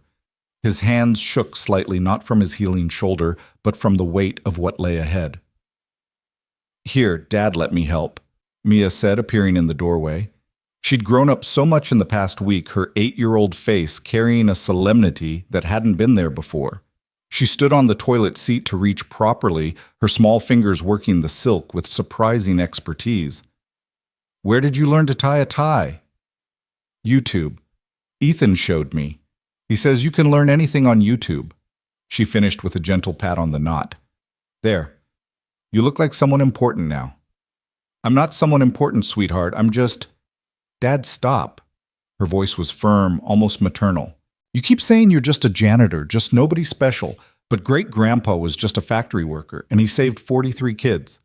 You were just walking to our car and you saved Ethan. Maybe just people are the most important ones." Before Evan could respond, a knock came at the door. Laura entered dressed in a conservative black suit that somehow still managed to convey power and wealth. Ethan followed, carrying his ever-present tablet and wearing a suit that made him look like a miniature executive. "The car will be here in 15 minutes, Laura said, then stopped studying Evan. "You look good, professional." "I look like someone playing dress-up." "You look like someone about to honor his grandfather's memory," she corrected. "The families have been gathering since dawn. Senator Kemp has prepared remarks. The mayor is coming. The governor wanted to attend, but had a conflict." "This is insane," Evan muttered. "A week ago, I was mopping floors." "A week ago, my son was alive because your grandfather saved me 30 years ago, and now he's still alive because you saved him," Laura said. "Life is insane. We just pretend otherwise to get through our days." The ride to the venue, a historical society building in Midtown Manhattan, took an hour. Evan watched the city pass by through tinted windows, this place he'd called home for 15 years but had never really belonged to. Now somehow he was about to become part of its history. "Mr. Cole," Ethan said, suddenly looking up from his tablet. "I've run facial recognition on all the photographs from 1992. I've identified all 43 children and tracked their current locations. 39 are still alive. 35 are attending today. What happened to the other 4? 2 died in military service, both heroes awarded posthumously. One died of cancer 3 years ago. She was a pediatric surgeon, saved hundreds of children herself. The last died in a car accident, but not before becoming a successful teacher and mother of 4. Lives lived because Samuel Cole had run into a burning building. Entire family trees that existed because one man couldn't stand to hear children screaming. I've also analyzed the economic impact, Ethan continued, because of course he had. The 43 survivors have collectively generated over $2 billion in economic activity, created over 3,000 jobs, and raised 127 children. The ripple effect of your grandfather's sacrifice is quantifiable and substantial. Ethan, honey, not everything needs to be reduced to numbers, Laura said gently. But numbers help make sense of things, Ethan protested. They prove that heroism has measurable value beyond the emotional component. Some things can't be measured, Evan said, thinking of the weight of the pocket watch in his jacket. Some things just are. They arrived to find the street blocked off police barriers holding back a crowd that had to number in the thousands. Signs were everywhere. Cole family heroes, saving lives across generations. Thank you, Samuel. Thank you, Evan. Someone had blown up the old photograph of Samuel Cole to poster-size his steady gaze looking out at a world he'd never lived to see change. Jesus, Evan breathed. Language, Mia said automatically, then gasped herself as she saw the crowd. Harrison met them at a side entrance, his professional demeanor slightly cracked. It's bigger than we expected. Social media has been promoting this all night. People are calling it the most important story of human kindness in decades. It's just a press conference, Evan said weakly. No, sir. It's a reckoning. A reminder that good people do exist, that heroism isn't just in movies. Harrison guided them through security checkpoints. The 43 are waiting in the green room. They wanted to meet you privately first. The green room was actually a historical society library, its walls lined with books chronicling New York's past. About to be added to that history, Evan thought with a mixture of pride and terror. The room fell silent as they entered 35 pairs of eyes turning to him. They ranged in age from 37 to 42. All the children from that daycare now grown into middle age, doctors, lawyers, teachers, artists, parents, workers, a complete cross-section of America united only by the fact that they'd once been trapped in a burning building and Samuel Cole had refused to let them die. Senator Patricia Kemp stepped forward first.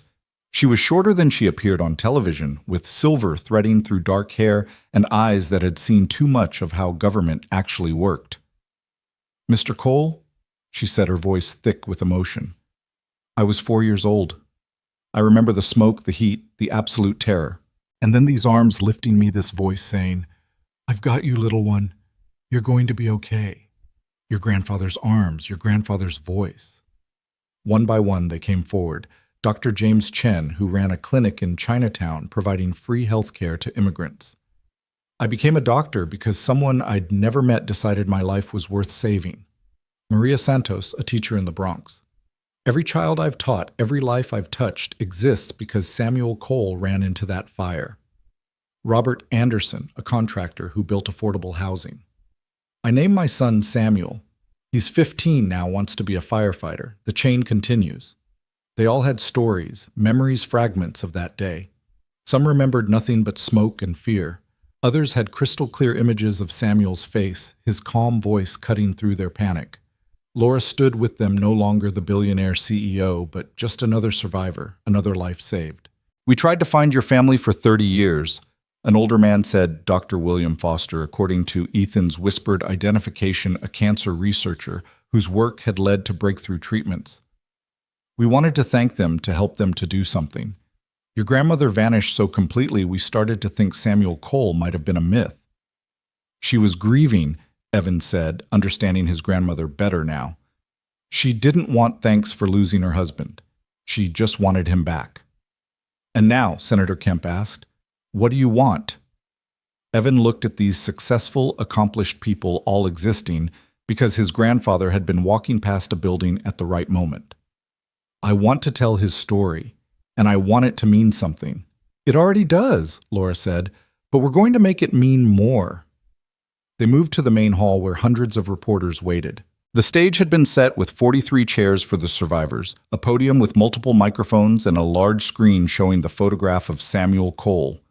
Evan found himself at the podium, his mouth dry, his hands gripping the edges hard enough to leave marks.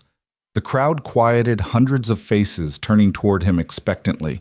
Cameras clicked like mechanical rainfall. Someone coughed. A phone buzzed and was quickly silenced. I never knew my grandfather was a hero.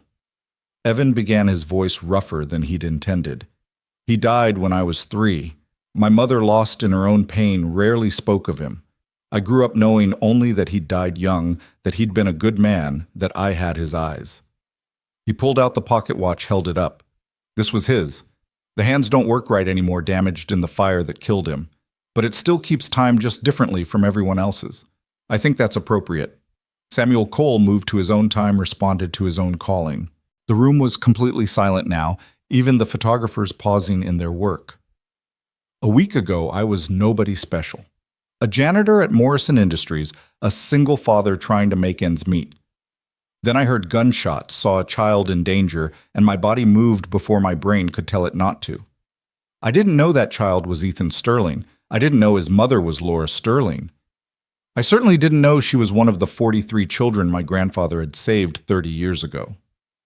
Murmurs rippled through the crowd. This detail hadn't been widely reported yet. People keep calling me a hero, but I'm not. I'm just someone who couldn't watch a child get hurt.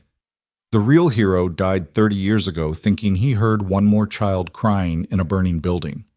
He was wrong, all 43 were safe, but he went back anyway because that's who he was. Someone who couldn't leave even the possibility of a child behind.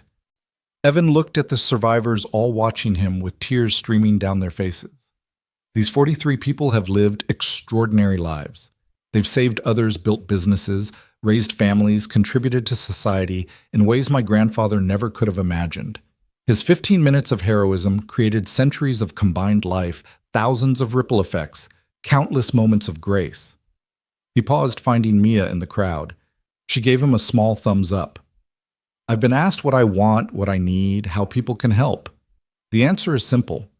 I want Samuel Cole's sacrifice to inspire others. I want people to understand that heroism isn't about superpowers or special training. It's about that moment when you have to choose between your safety and someone else's life, and you choose them. Senator Kemp stepped forward. Which is why we're announcing the Samuel Cole Foundation today. Funded initially by the 43 families but open to public contribution, it will provide training for civilian emergency response support for families of those who die saving others and education programs teaching children about everyday heroism. We're also announcing the Safe Haven Initiative, Laura added, taking another microphone. Inspired by Mr. Cole's words to my son, "You're safe, kid," it will create rapid response networks in communities training ordinary people to protect children in crisis situations. Every one of us has succeeded in life because Samuel Cole didn't hesitate, Dr. Chen said. Now we want to create a world where more people like him and his grandson are ready to act when moments of crisis arrive. Questions erupted from the reporters, a cacophony of voices seeking answers, angles, drama. But Evan found himself oddly calm now. The story was out. The truth was known. His grandfather was no longer a forgotten casualty, but a remembered hero. Mr. Cole, how does it feel to know your grandfather saved the woman whose son you would save 30 years later? It feels like the universe has a sense of poetry, Evan replied. Do you believe in fate? I believe in coincidences that are too perfect to be coincidences. What would you say to Marcus Webb, the shooter? Evan thought carefully. I'd say that violence creates nothing but pain. His attempt at revenge failed because strangers chose to protect each other. That's always going to be stronger than hate. Will you accept the position at Sterling Industries? Yes, Evan said, surprising himself with the certainty.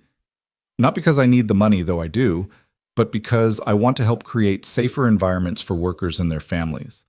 I want to honor my grandfather's memory by preventing other tragedies. What about the Samuel Cole Hero Fund? The $2.3 million. It will be managed by the foundation used to support families of everyday heroes. My grandfather wouldn't want his family enriched by his death. He'd want other families protected from similar losses. The questions continued for an hour. Through it all, the 43 stood behind him, a living wall of support.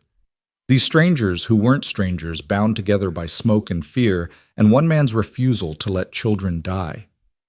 Finally, as the press conference wound down, a young reporter in the back raised her hand. Mr. Cole, what do you want your daughter to learn from all this? Evan looked at Mia, who was watching him with those wise eyes. I want her to know that courage isn't the absence of fear. It's acting despite fear. I want her to understand that every life has value, that every action has consequences, that every choice to help someone ripples outward in ways we can't imagine. And I want her to know that being just anything, just a janitor, just a factory worker, just a kid, doesn't mean you can't change the world. Mia smiled, and in that smile, Evan saw his grandfather's determination, his mother's strength, despite her struggles, his own stubborn refusal to accept that ordinary people couldn't do extraordinary things. The formal event ended, but the story was just beginning. As the crowd dispersed, the 43 families stayed sharing more personal memories. Children and grandchildren were introduced the second and third generation ripples of Samuel Cole's sacrifice. "This is my daughter Emma," Dr. Foster said, presenting a young woman in medical school scrubs. "She exists because your grandfather saved me. She's going to be a pediatric surgeon. More children will be saved because Samuel Cole couldn't stand to hear children cry." The introductions continued, each one a testament to the power of a single moment's choice. By the time they finally left the Historical Society, the sun was setting again, painting the city in the same amber light as that night at the movie theater, though it felt like a lifetime ago. In the car returning to Westchester, Mia fell asleep against Evan's good shoulder. Ethan worked on his tablet designing what looked like a memorial website for Samuel Cole. Laura stared out the window, lost in thoughts of fate and fire and the strange ways lives interconnected. "You did good today," she said finally. "Your grandfather would be proud." "I hope so," Evan replied, feeling the weight of the pocket watch in his jacket. "I know so. You took an impossible situation and gave it meaning. You turned tragedy into purpose." "The 43 did that. I just stood at a podium and talked. You gave them permission to tell their story. You gave them a focus for their gratitude. Do you understand how rare that is? Most heroic acts are forgotten. Most sacrifices go unrecorded. But this one, because of you, will be remembered." Evan's phone buzzed with a message from Harrison. "Sir, you need to see this." Attached was a link to a news aggregate site. The story of Samuel Cole and the 43 had gone viral, not just nationally, but globally. Hatchback Cole Family Heroes was trending worldwide. People were sharing their own stories of everyday heroism of ordinary people who'd saved lives without thought of reward. But more importantly, applications to become EMTs, firefighters, and emergency responders had spiked dramatically in the past 6 hours. Training programs were reporting unprecedented interest. The Samuel Cole Foundation website, hastily constructed by Ethan during the press conference, had already received over $3 million in donations. "My God," Laura breathed, looking at the data. "This is becoming a movement." "Movements need leaders," Evan said uncomfortably. "No, they need symbols. And whether you wanted it or not, you and your grandfather have become those symbols. 2 generations of Cole men who couldn't walk past danger without walking into it." As they pulled into the estate, Evan saw something that made his heart stop.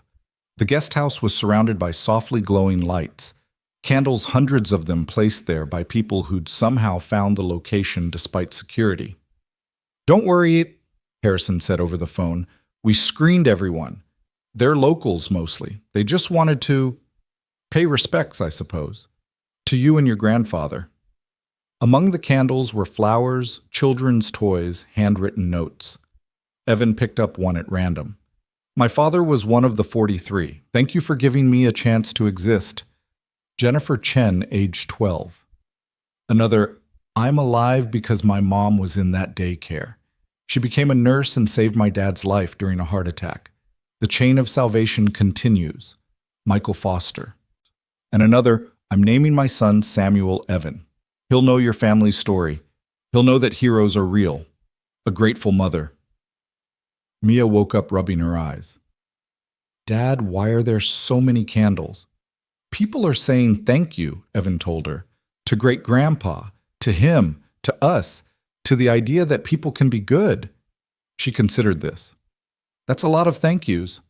"Yeah, baby girl, it is." They stood there in the candlelight, four people brought together by violence but bound by something stronger. Tomorrow would bring new challenges. The media attention wouldn't stop. The threats from Marcus Webb's supporters would continue. The pressure to be perfect symbols of heroism would be crushing. But tonight, in the soft glow of 1,000 candles surrounded by the gratitude of strangers, Evan felt something he hadn't experienced in years: peace. Not the peace of endings, but of beginnings. Not the peace of rest, but of purpose, finally found. "Dad," Mia said quietly, "do you think Great-Grandpa knows about all of this?" Evan pulled out the pocket watch, its damaged hands still moving in their broken rhythm. "I think he knows that his sacrifice mattered, that the children he saved grew up to save others, that his grandson, well, that I tried to follow his example." "You didn't just try," Laura said firmly. "You succeeded." As they walked toward the guest house through the garden of lights, left by grateful strangers, Evan thought about time and legacy, about fathers and grandfathers, about the weight of heroism and the price of sacrifice. His shoulder still ached, would probably always ache, but it was a good pain, a reminder that he'd been in the right place at the right time and had made the right choice.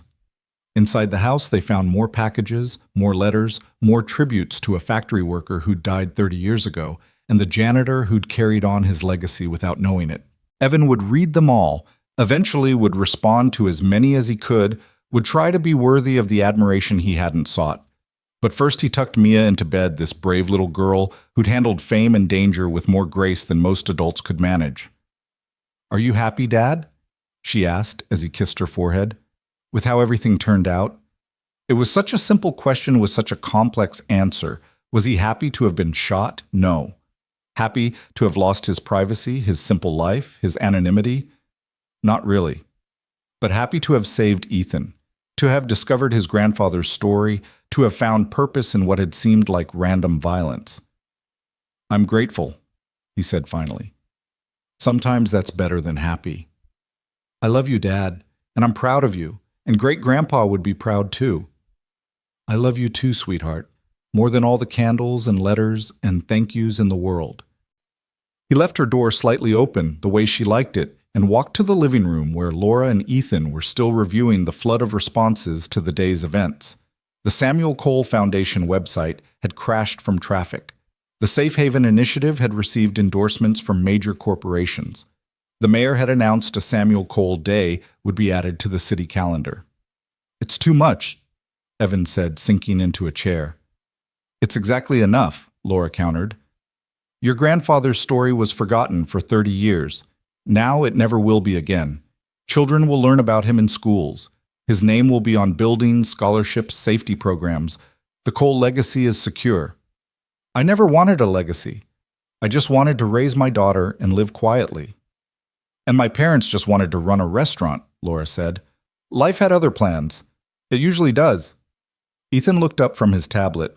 "Mr. Cole, I've created a digital archive of every story, every response, every tribute to your grandfather and you. It will be preserved indefinitely, accessible to future generations studying altruistic behavior and heroic intervention." "Thanks, Ethan, I think." "You're welcome.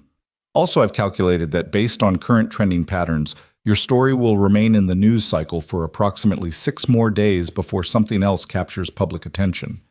"Thank God," Evan muttered. "However," Ethan continued, "the long-term impact will persist. The foundation, the safety programs, the changed lives, those will continue indefinitely." "No pressure," Evan said dryly. Laura laughed, the first genuine laugh he'd heard from her since the shooting. "Welcome to the burden of making a difference, Mr. Cole. It's heavy, but it's worth carrying." As the evening deepened into night, the candles outside slowly extinguished, the tribute bearers returning to their homes with their own stories of witnessing something meaningful. Evan stood at the window, watching the last lights fade, the pocket watch ticking its broken time in his hand. Somewhere in the city, the 43 were telling their children bedtime stories about the man who'd saved them. Somewhere else, people inspired by the Cole story were signing up to become first responders. And somewhere in a federal prison, Marcus Webb was perhaps contemplating how his act of intended evil had instead revealed the depth of human goodness. The watch ticked on its damaged mechanism, refusing to quit, just as the Coleman had refused to walk away from danger. Time was precious, the inscription read. Waste none of it. Evan hadn't wasted it. Neither had his grandfather. They'd spent their time invested it in the most valuable currency of all other people's lives. Tomorrow would bring new challenges, new questions, new responsibilities. But tonight, in a house he didn't own, wearing clothes that weren't really his, surrounded by a fame he'd never wanted, Evan Cole finally understood who he was. He wasn't just a janitor or just a hero or just a grandfather's legacy fulfilled. He was a link in a chain of human decency that stretched backward and forward through time, each link forged in moments of crisis when ordinary people chose to be extraordinary. The watch ticked on.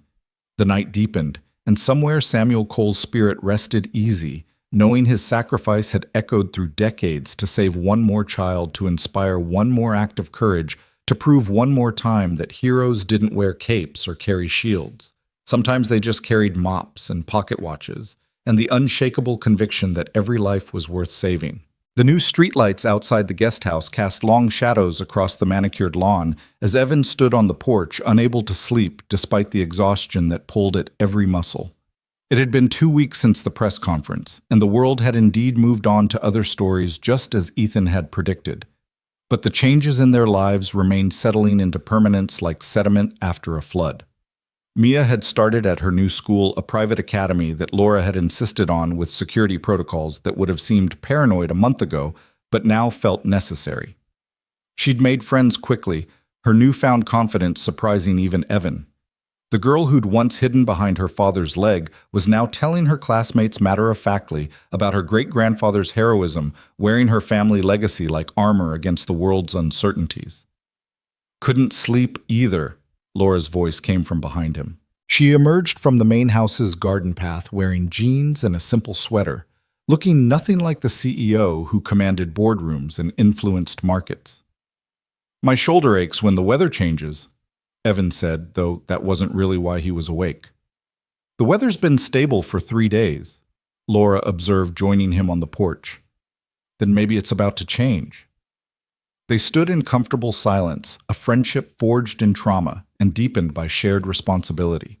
The Samuel Cole Foundation had officially launched 3 days ago, with Evan as its reluctant figurehead and Laura as its primary benefactor.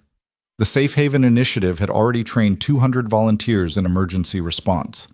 The changes were real, tangible, growing. "Ethan calculated the impact again today," Laura said with a mixture of pride and amusement.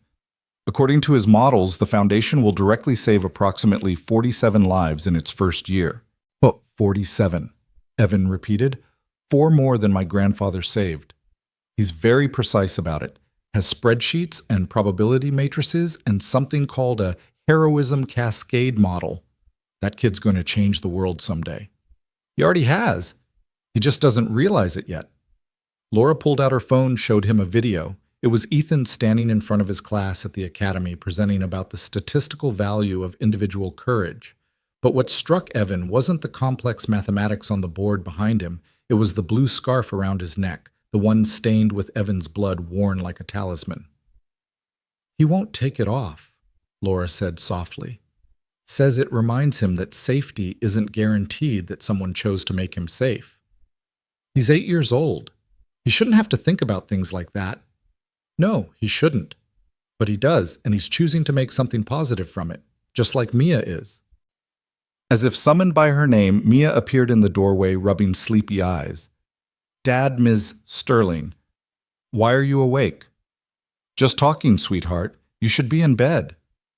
"I had the dream again," she said quietly. "The one where great-grandpa and you are standing together, and there's all this light and children everywhere laughing." Evan opened his arms, and she crawled into his lap, still small enough to curl against him completely. "It's a good dream, though, right?" "Yeah, but it makes me sad when I wake up, because great-grandpa's not really here." "Sure he is, Laura said gently. "Every time someone reads his story and decides to be brave. Every time a child is saved because someone trained with the foundation. Every time your dad puts on that pocket watch and remembers that time is precious. Mia considered this with the seriousness only children could muster for philosophical questions. Do you think he knew when he ran into that fire that someday his grandson would save someone too? I think, Evan said carefully, he just knew there were children who needed help. The rest of it, the ripples, the echoes, the connections that all came later. Like throwing a stone in a pond, Mia said. We did that experiment in science class. One action, infinite reactions. When did you get so smart? Evan asked, kissing the top of her head. I've always been smart. You just got famous, so now people notice. Laura laughed, a genuine sound that had become more common in recent days.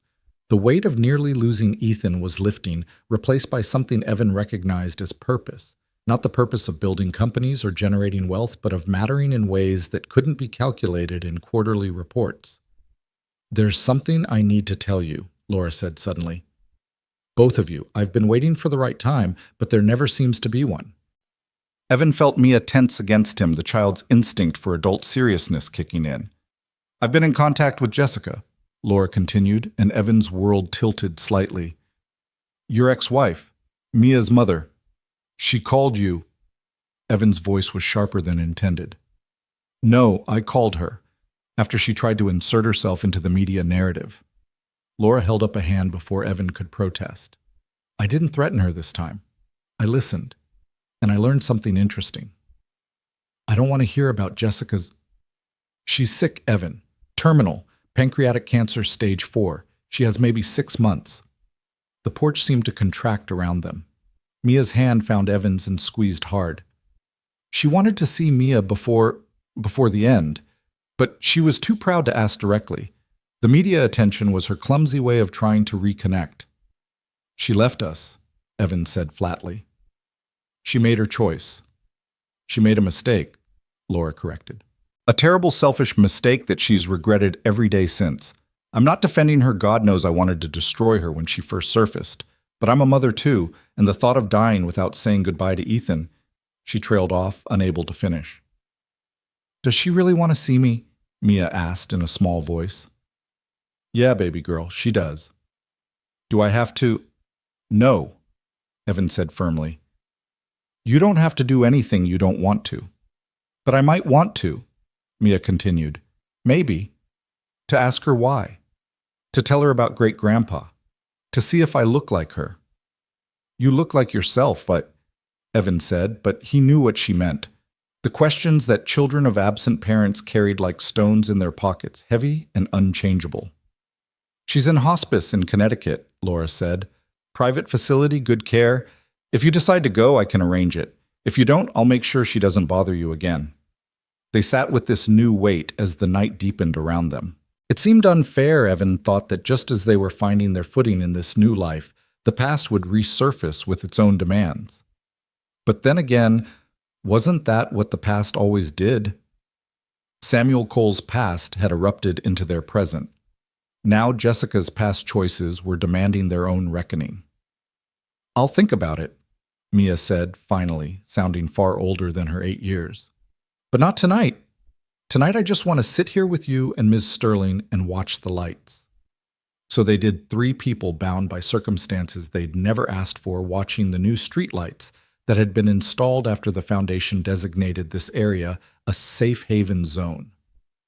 The lights were brighter than standard, with emergency call buttons at their bases, part of the expanding network of protection inspired by one man's refusal to let children die. Mr. Cole? Ethan's voice came from the garden. He approached in pajamas and slippers, tablet clutched as always. I apologize for interrupting, but something significant is happening. Laura sighed. Ethan, it's midnight. Whatever it is can wait until Marcus Webb is dead. The words landed like physical blows. Evan instinctively pulled Mia closer, as if Webb could somehow still reach them from beyond death. How? Laura demanded. Suicide. In his cell. About an hour ago. It's not public yet, but I have monitoring algorithms on anything related to our situation. Ethan adjusted his glasses, a nervous tell he'd developed. He left a note. What did it say? Evan asked, though part of him didn't want to know. Ethan pulled up an image on his tablet, a photograph of a handwritten note. I wanted to hurt her like she hurt me. Instead, I created a hero and revealed a legend. I became the villain in a story about goodness. There's no coming back from that. To the Cole family, I'm sorry. Your grandfather saved my grandmother. You saved the boy. I destroyed myself. The circle closes here. His grandmother was one of the 43, Laura breathed. My God, his own grandmother was saved by Samuel. Eleanor Webb, Ethan confirmed. She was 7, one of the last ones out. Her daughter grew up to have Marcus. He knew at the end. He knew what he'd nearly destroyed. Evan felt something shift in his chest. Not forgiveness exactly, but a loosening of the anger he'd carried. Marcus Webb had been a man consumed by rage who'd let that rage drive him to an unforgivable act.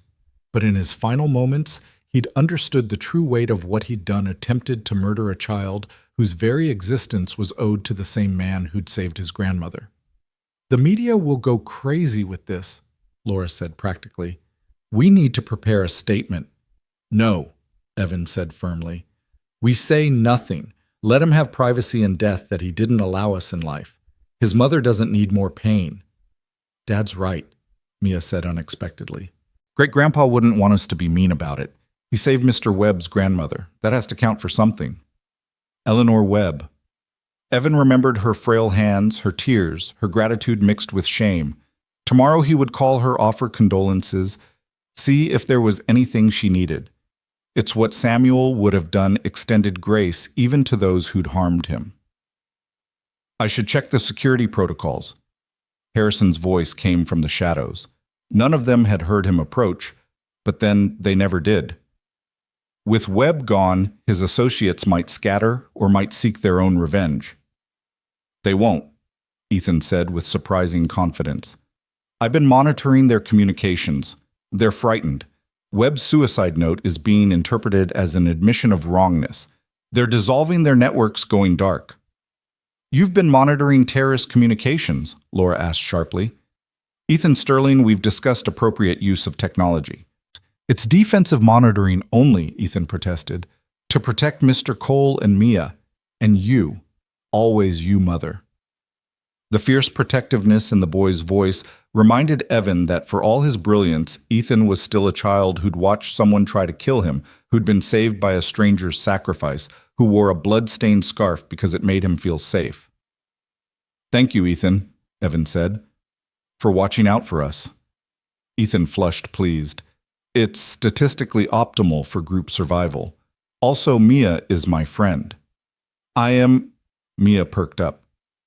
Obviously, we share traumatic bonding educational environments, and you're the only person my age who doesn't treat me like I'm weird.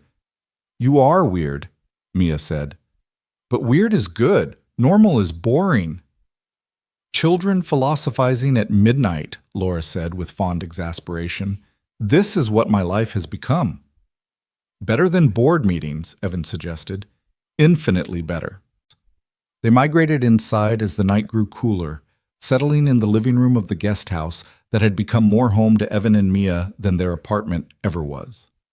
The space had been transformed over the past 2 weeks. Mia's drawings on the refrigerator, Evan's work materials for the foundation scattered on tables, photographs from the press conference framed on the mantel. Tell us about the new safety protocols, Mia asked Ethan, knowing it was his favorite topic. As the boy launched into an enthusiastic explanation of response times and coverage areas, Evan found himself thinking about circles the word Webb had used in his final note. Circles closing, opening, overlapping. Samuel's circle of salvation that had included Webb's grandmother. The circle of violence Webb had tried to create. The circle of protection now growing from the Foundation's work. His phone buzzed with a text from an unknown number. He almost ignored it. Unknown numbers rarely brought good news lately, but something made him look. Mr. Cole, this is James Chen. You don't know me, but my father is Dr. James Chen, one of the 43. I'm a teacher in Brooklyn, and today one of my students asked me about heroes. I told him about your grandfather, about you, about how heroism isn't a superpower, but a choice. That student, a kid everyone had written off as troubled, stayed after class to ask how he could train to help others. He wants to join the Safe Haven program. I thought you should know that your story is changing lives you'll never meet. Thank you. Evan read it twice, then passed the phone to Laura, who smiled as she read. "This is why it matters," she said. "Not the headlines or the fame, but this. One troubled kid deciding to be better because of your example." Samuel's example, Evan corrected. "Both. The grandfather who ran into fire and the grandson who stepped in front of a bullet. 2 generations proving that ordinary people can do extraordinary things." 3 generations, Mia said firmly. "I'm going to help people too. I don't know how yet, but I will." "You already do," Ethan said.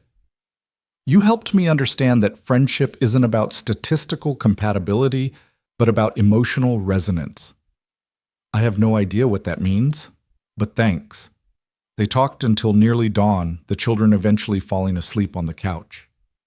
Ethan's tablet finally dark, Mia's head on his shoulder in a display of trust that would have seemed impossible weeks ago. Laura covered them with a blanket, her movements maternal and tender. "They're going to be okay," she said quietly. "Both of them. Despite everything, or maybe because of it, they're going to be okay." "All of them," Evan corrected, thinking of the ripples spreading outward. "All the kids touched by this. The ones who'll be saved by the foundation, the ones inspired by the story, the ones who'll grow up in a world where the Safe Haven Network exists." "Your grandfather would be proud." "I hope so." Evan pulled out the pocket watch, its damaged hands marking their own version of time. "I really hope so." As the first light of dawn painted the sky, Evan made a decision. "We'll go see Jessica," he said. "Not for her, but for Mia, so she doesn't carry questions her whole life. I can arrange it for this afternoon if you'd like. Private, secure, controlled. You've already made arrangements, haven't you? I'm a CEO. I prepare for all contingencies." Laura stood straightening her clothes. "I should get Ethan to his actual bed. But Evan, thank you." "For what?" "For saving my son. For honoring your grandfather. For letting us into your life. For showing me that there are things more valuable than stock prices and market shares." "You already knew that." "I knew it intellectually. You made me feel it. There's a difference." After she carried Ethan out, the boy barely stirring his hand, still clutching the blue scarf, Evan sat with his sleeping daughter, watching the sun rise over this new life they'd built from the ashes of violence. In a few hours, they would drive to Connecticut, would face Jessica, and whatever emotions that encounter would unleash. Tomorrow, there would be foundation meetings, safety training sessions, more lives to touch and save. But right now, in this moment, there was peace. The peace of purpose fulfilled, of circles closing and opening, of a legacy that had waited 30 years to resurface and now would ripple forward for generations. The pocket watch ticked on its broken mechanism, refusing to quit measuring moments that mattered more than minutes. Somewhere, Samuel Cole's spirit rested, knowing his sacrifice had echoed through time to save not just 43 children, but hundreds, thousands, an infinite cascade of lives preserved and inspired. The streetlights outside dimmed as the sun took over their work, but the emergency buttons at their bases remained ready, waiting for someone in need to press them to call for help that would come, because Evan Cole and his daughter had survived an attack and chosen to transform their trauma into protection for others. Mia stirred, opening her eyes to find her father watching over her as he always did, as he always would. "Morning, Dad. Is it time?" "Time for what, baby girl?" "Time to go see Mom, to close that circle too." Sometimes Evan thought children understood things that adults made too complicated. Sometimes the bravest thing wasn't jumping in front of a bullet, but facing the person who'd hurt you and choosing to say goodbye with grace. "Yeah," he said, helping her sit up. "It's time." They drove to Connecticut in Laura's car, Harrison following at a discreet distance, the autumn foliage painting the world in shades of gold and amber. Mia held Evan's hand the entire way, her small fingers intertwined with his drawing strength from his presence, as she always had. The hospice was a converted mansion, all weathered brick and climbing ivy, the kind of place where people with money went to die with dignity. Jessica's room was on the second floor, overlooking a garden where late roses still bloomed despite the approaching cold. She was smaller than Evan remembered cancer having carved away everything unnecessary, leaving only the essential architecture of who she'd been. Her eyes, though Mia's eyes, were still sharp, still carrying that mixture of intelligence and discontent that had first attracted and ultimately repelled him. "Hello, Evan," she said, her voice papery but steady. "Hello, Mia." "Hi," Mia said simply, neither Mom nor Jessica. Just an acknowledgement of presence. "You look—" Jessica started, then stopped, perhaps realizing she had no right to comment on how her daughter looked after 5 years of absence. "I look like Dad," Mia said firmly. "But I have your eyes." "Yes, you do. The best part of me passed on to you." They sat in awkward formation, Evan and Mia on one side, Jessica propped up in her hospital bed on the other, the gulf of years between them. "I saw the news," Jessica said finally. "About what happened. About your grandfather Evan. I never knew." "Neither did I." "But you knew who you were. A man who saves children. I always knew that about you, even when I was too selfish to appreciate it." She looked at Mia. "Your father is a hero. I hope you know that." "I've always known that," Mia said. "He didn't need to get shot to prove it." Jessica smiled, a ghost of the expression that had once captivated Evan. "You're stronger than I ever was. Braver, too." "Why did you leave?" Mia asked the question that had haunted her nights for 5 years. Jessica was quiet for a long moment. "Because I was weak. Because I was scared. Because being a mother meant putting someone else first, and I'd never learned how to do that. I thought I was suffocating, but really I was just selfish." "Did you ever love us?" "I loved you both. I just love myself more. It's the worst kind of love, the kind that destroys everything it touches." Mia considered this with that serious expression she'd inherited from both parents. "Are you sorry?" "Every day, every hour, every breath I have left." Tears ran down Jessica's sunken cheeks. "I know it doesn't change anything. I know sorry doesn't undo 5 years of absence, but yes, I'm sorry." Mia looked at Evan, seeking guidance. He nodded slightly, trusting her to know what she needed. "I forgive you," Mia said simply. "Not because you deserve it, but because Dad taught me that holding on to anger is like holding on to a hot coal. It only burns you." Jessica sobbed, then the sound raw and broken.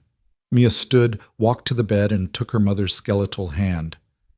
"I'm going to tell you about our life," she said. "About our apartment and my school, and Ethan and Miss Sterling. About great-grandpa and the 43 children and the foundation. I'm going to tell you all of it so you know who I am. And then we're going to say goodbye properly." For the next hour, Mia talked. She told Jessica about every important moment of the last 5 years, about friends and teachers, and the neighbor's cat she fed secretly. She told her about the night at the movie theater, about the hospital, about the press conference. She told her about the pocket watch and the blue scarf, and the candles people had left. Jessica listened, her eyes never leaving her daughter's face, memorizing every expression, every gesture, every indication of the person Mia had become without her. When the stories were done, when the gaps had been filled, Mia leaned forward and kissed her mother's forehead. "Goodbye, Mom," she said. "I hope you find peace." "I already have," Jessica whispered. "Seeing who you've become, knowing you're loved and safe. That's all the peace I need." They left as the sun was setting, neither of them looking back. In the car, Mia was quiet for a long time. "Are you okay?" Evan asked finally. "I think so.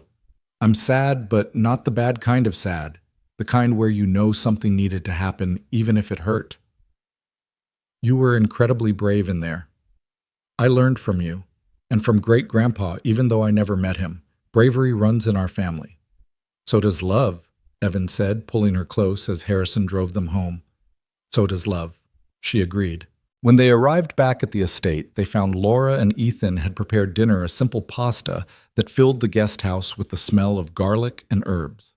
They ate together, the four of them, a makeshift family forged by trauma, but sustained by choice. The foundation received a major donation today, Laura mentioned casually, anonymous but substantial, $10 million. "That's enough to fund operations for 2 years, Ethan calculated instantly. "Who would donate that much anonymously?" Evan asked. Laura smiled mysteriously. "Someone who understands that heroes shouldn't have to worry about money while they're saving the world." "Laura, you didn't—" "The donation is anonymous," she repeated firmly. But whoever made it wanted me to tell you that Samuel Cole's sacrifice created ripples that are still spreading, that every life saved creates the potential for more lives to be saved, that heroism isn't a single act but a continuous choice. The pocket watch ticked in Evan's pocket, its broken hands marking time that wasn't quite right but was absolutely perfect. Outside, the streetlights came on their bright beams, pushing back the darkness, their emergency buttons ready for anyone who needed help. "Dad," Mia said suddenly, "I want to make paper cranes." "Paper cranes, Prasam?" "Origami. Miss Yamamoto taught us in art class. In Japan, they believe if you fold 1,000 paper cranes, your wish comes true. I want to make them for the foundation, for all the kids who need protecting." "That's a lot of cranes, sweetheart." "I've got time. We've got time." So as the evening deepened, Mia taught them all to fold paper cranes. Even Ethan put down his tablet to learn his precise fingers creating perfect birds while discussing the mathematics of paper folding. They made them from whatever paper they could find. Newspapers with their headlines about heroes, colorful origami paper Laura had Harrison fetch, even pages from Evan's notebook where he'd been writing down memories of his grandfather. As they folded, they talked about the future, the foundation's expansion plans, the safe haven network that would eventually cover the entire city, the scholarship program being established in Samuel's name, the memorial being planned at the site of the old Riverside factory. "It's beautiful," Laura said, looking at the growing flock of paper birds. "All of it, from tragedy to this." "Great-grandpa would have liked it," Mia said confidently. Birds that could fly, made by hands that chose to create instead of destroy. By the time they stopped exhausted and paper cut, they'd made nearly 200 cranes. Mia strung them on thread, hanging them in the windows where they'd catch the morning light. 800 more to go, she announced. "But we'll get there. Together." Together. The word resonated in the room, a promise and a truth. They were together, this unlikely family, these survivors of violence who'd chosen to transform their pain into purpose. As Evan tucked Mia into bed that night, she pulled out a paper crane she'd kept separate from the others. It was made from a page of newspaper, the part with his picture from the hospital. "This one's special," she said. "It's for Great-Grandpa, so he knows we remember." Evan took the crane, carefully feeling its delicate weight. "We'll always remember. And we'll always help people, even when it's scary, even when it hurts, because that's what we do." "That's what we do," Evan agreed, kissing her forehead. He left the crane on her nightstand where the moonlight through the window made it glow softly. Walking to his own room, Evan pulled out the pocket watch one more time. Its hands moved in their broken circle, never quite keeping proper time, but never stopping either. Tomorrow there would be meetings and plans, and the continuous work of building something meaningful from the foundation of sacrifice. Tomorrow Jessica would still be dying, and Marcus Webb would still be dead, and the world would still need heroes. But tonight there were paper cranes in the windows and children sleeping safely in their beds. Tonight the streetlights stood sentinel, and the emergency buttons waited ready. Tonight the ripples of Samuel Cole's sacrifice continued to spread, touching lives that would never know his name but would benefit from his courage. The watch ticked on, and Evan finally understood its broken rhythm. It wasn't measuring time as the world understood it, minutes and hours and days. It was measuring something else, something more precious. It was measuring moments of grace, acts of courage, the infinite distance between who we are and who we choose to become. "Time is precious," the inscription read. "Waste none of it." They hadn't wasted it. Not Samuel running into that fire. Not Evan jumping in front of that bullet. Not Mia forgiving a mother who didn't deserve it. Not any of the 43 living lives that honored their salvation. The legacy lived on not in monuments or headlines, but in the quiet determination to make the world safer, one saved child at a time. It lived in paper cranes and emergency buttons and training programs and scholarship funds, in the simple promise that when someone cried for help, someone else would answer. "You're safe, kid." The words echoed through time from grandfather to grandson, from one generation to the next, a promise that heroes were real, that courage was contagious, that every life saved created the potential for more lives to be saved. The circle hadn't closed. It had become infinite, rippling outward in waves that would never stop spreading, carried forward by everyone who heard the story and chose to be better, to be braver, to be the person who runs toward danger instead of away. Outside, one of the new streetlights flickered and then steadied its beam, cutting through darkness like hope itself. Somewhere in the city, a child was walking home safely because that light existed. Somewhere else, a volunteer was training to be a first responder because the Cole story had inspired them. And in the guest house of an estate in Westchester, a man with a bullet scar and a broken pocket watch finally fell asleep, knowing that his grandfather's sacrifice had not been in vain, that his own sacrifice had meaning, that his daughter would carry forward a legacy of courage that time could never erase. The watch ticked on through the night, its damaged hands moving in their eternal broken circle, measuring not time, but love, not minutes, but meaning, not the passage of days, but the accumulation of lives saved, protected, and inspired. The legacy lived on,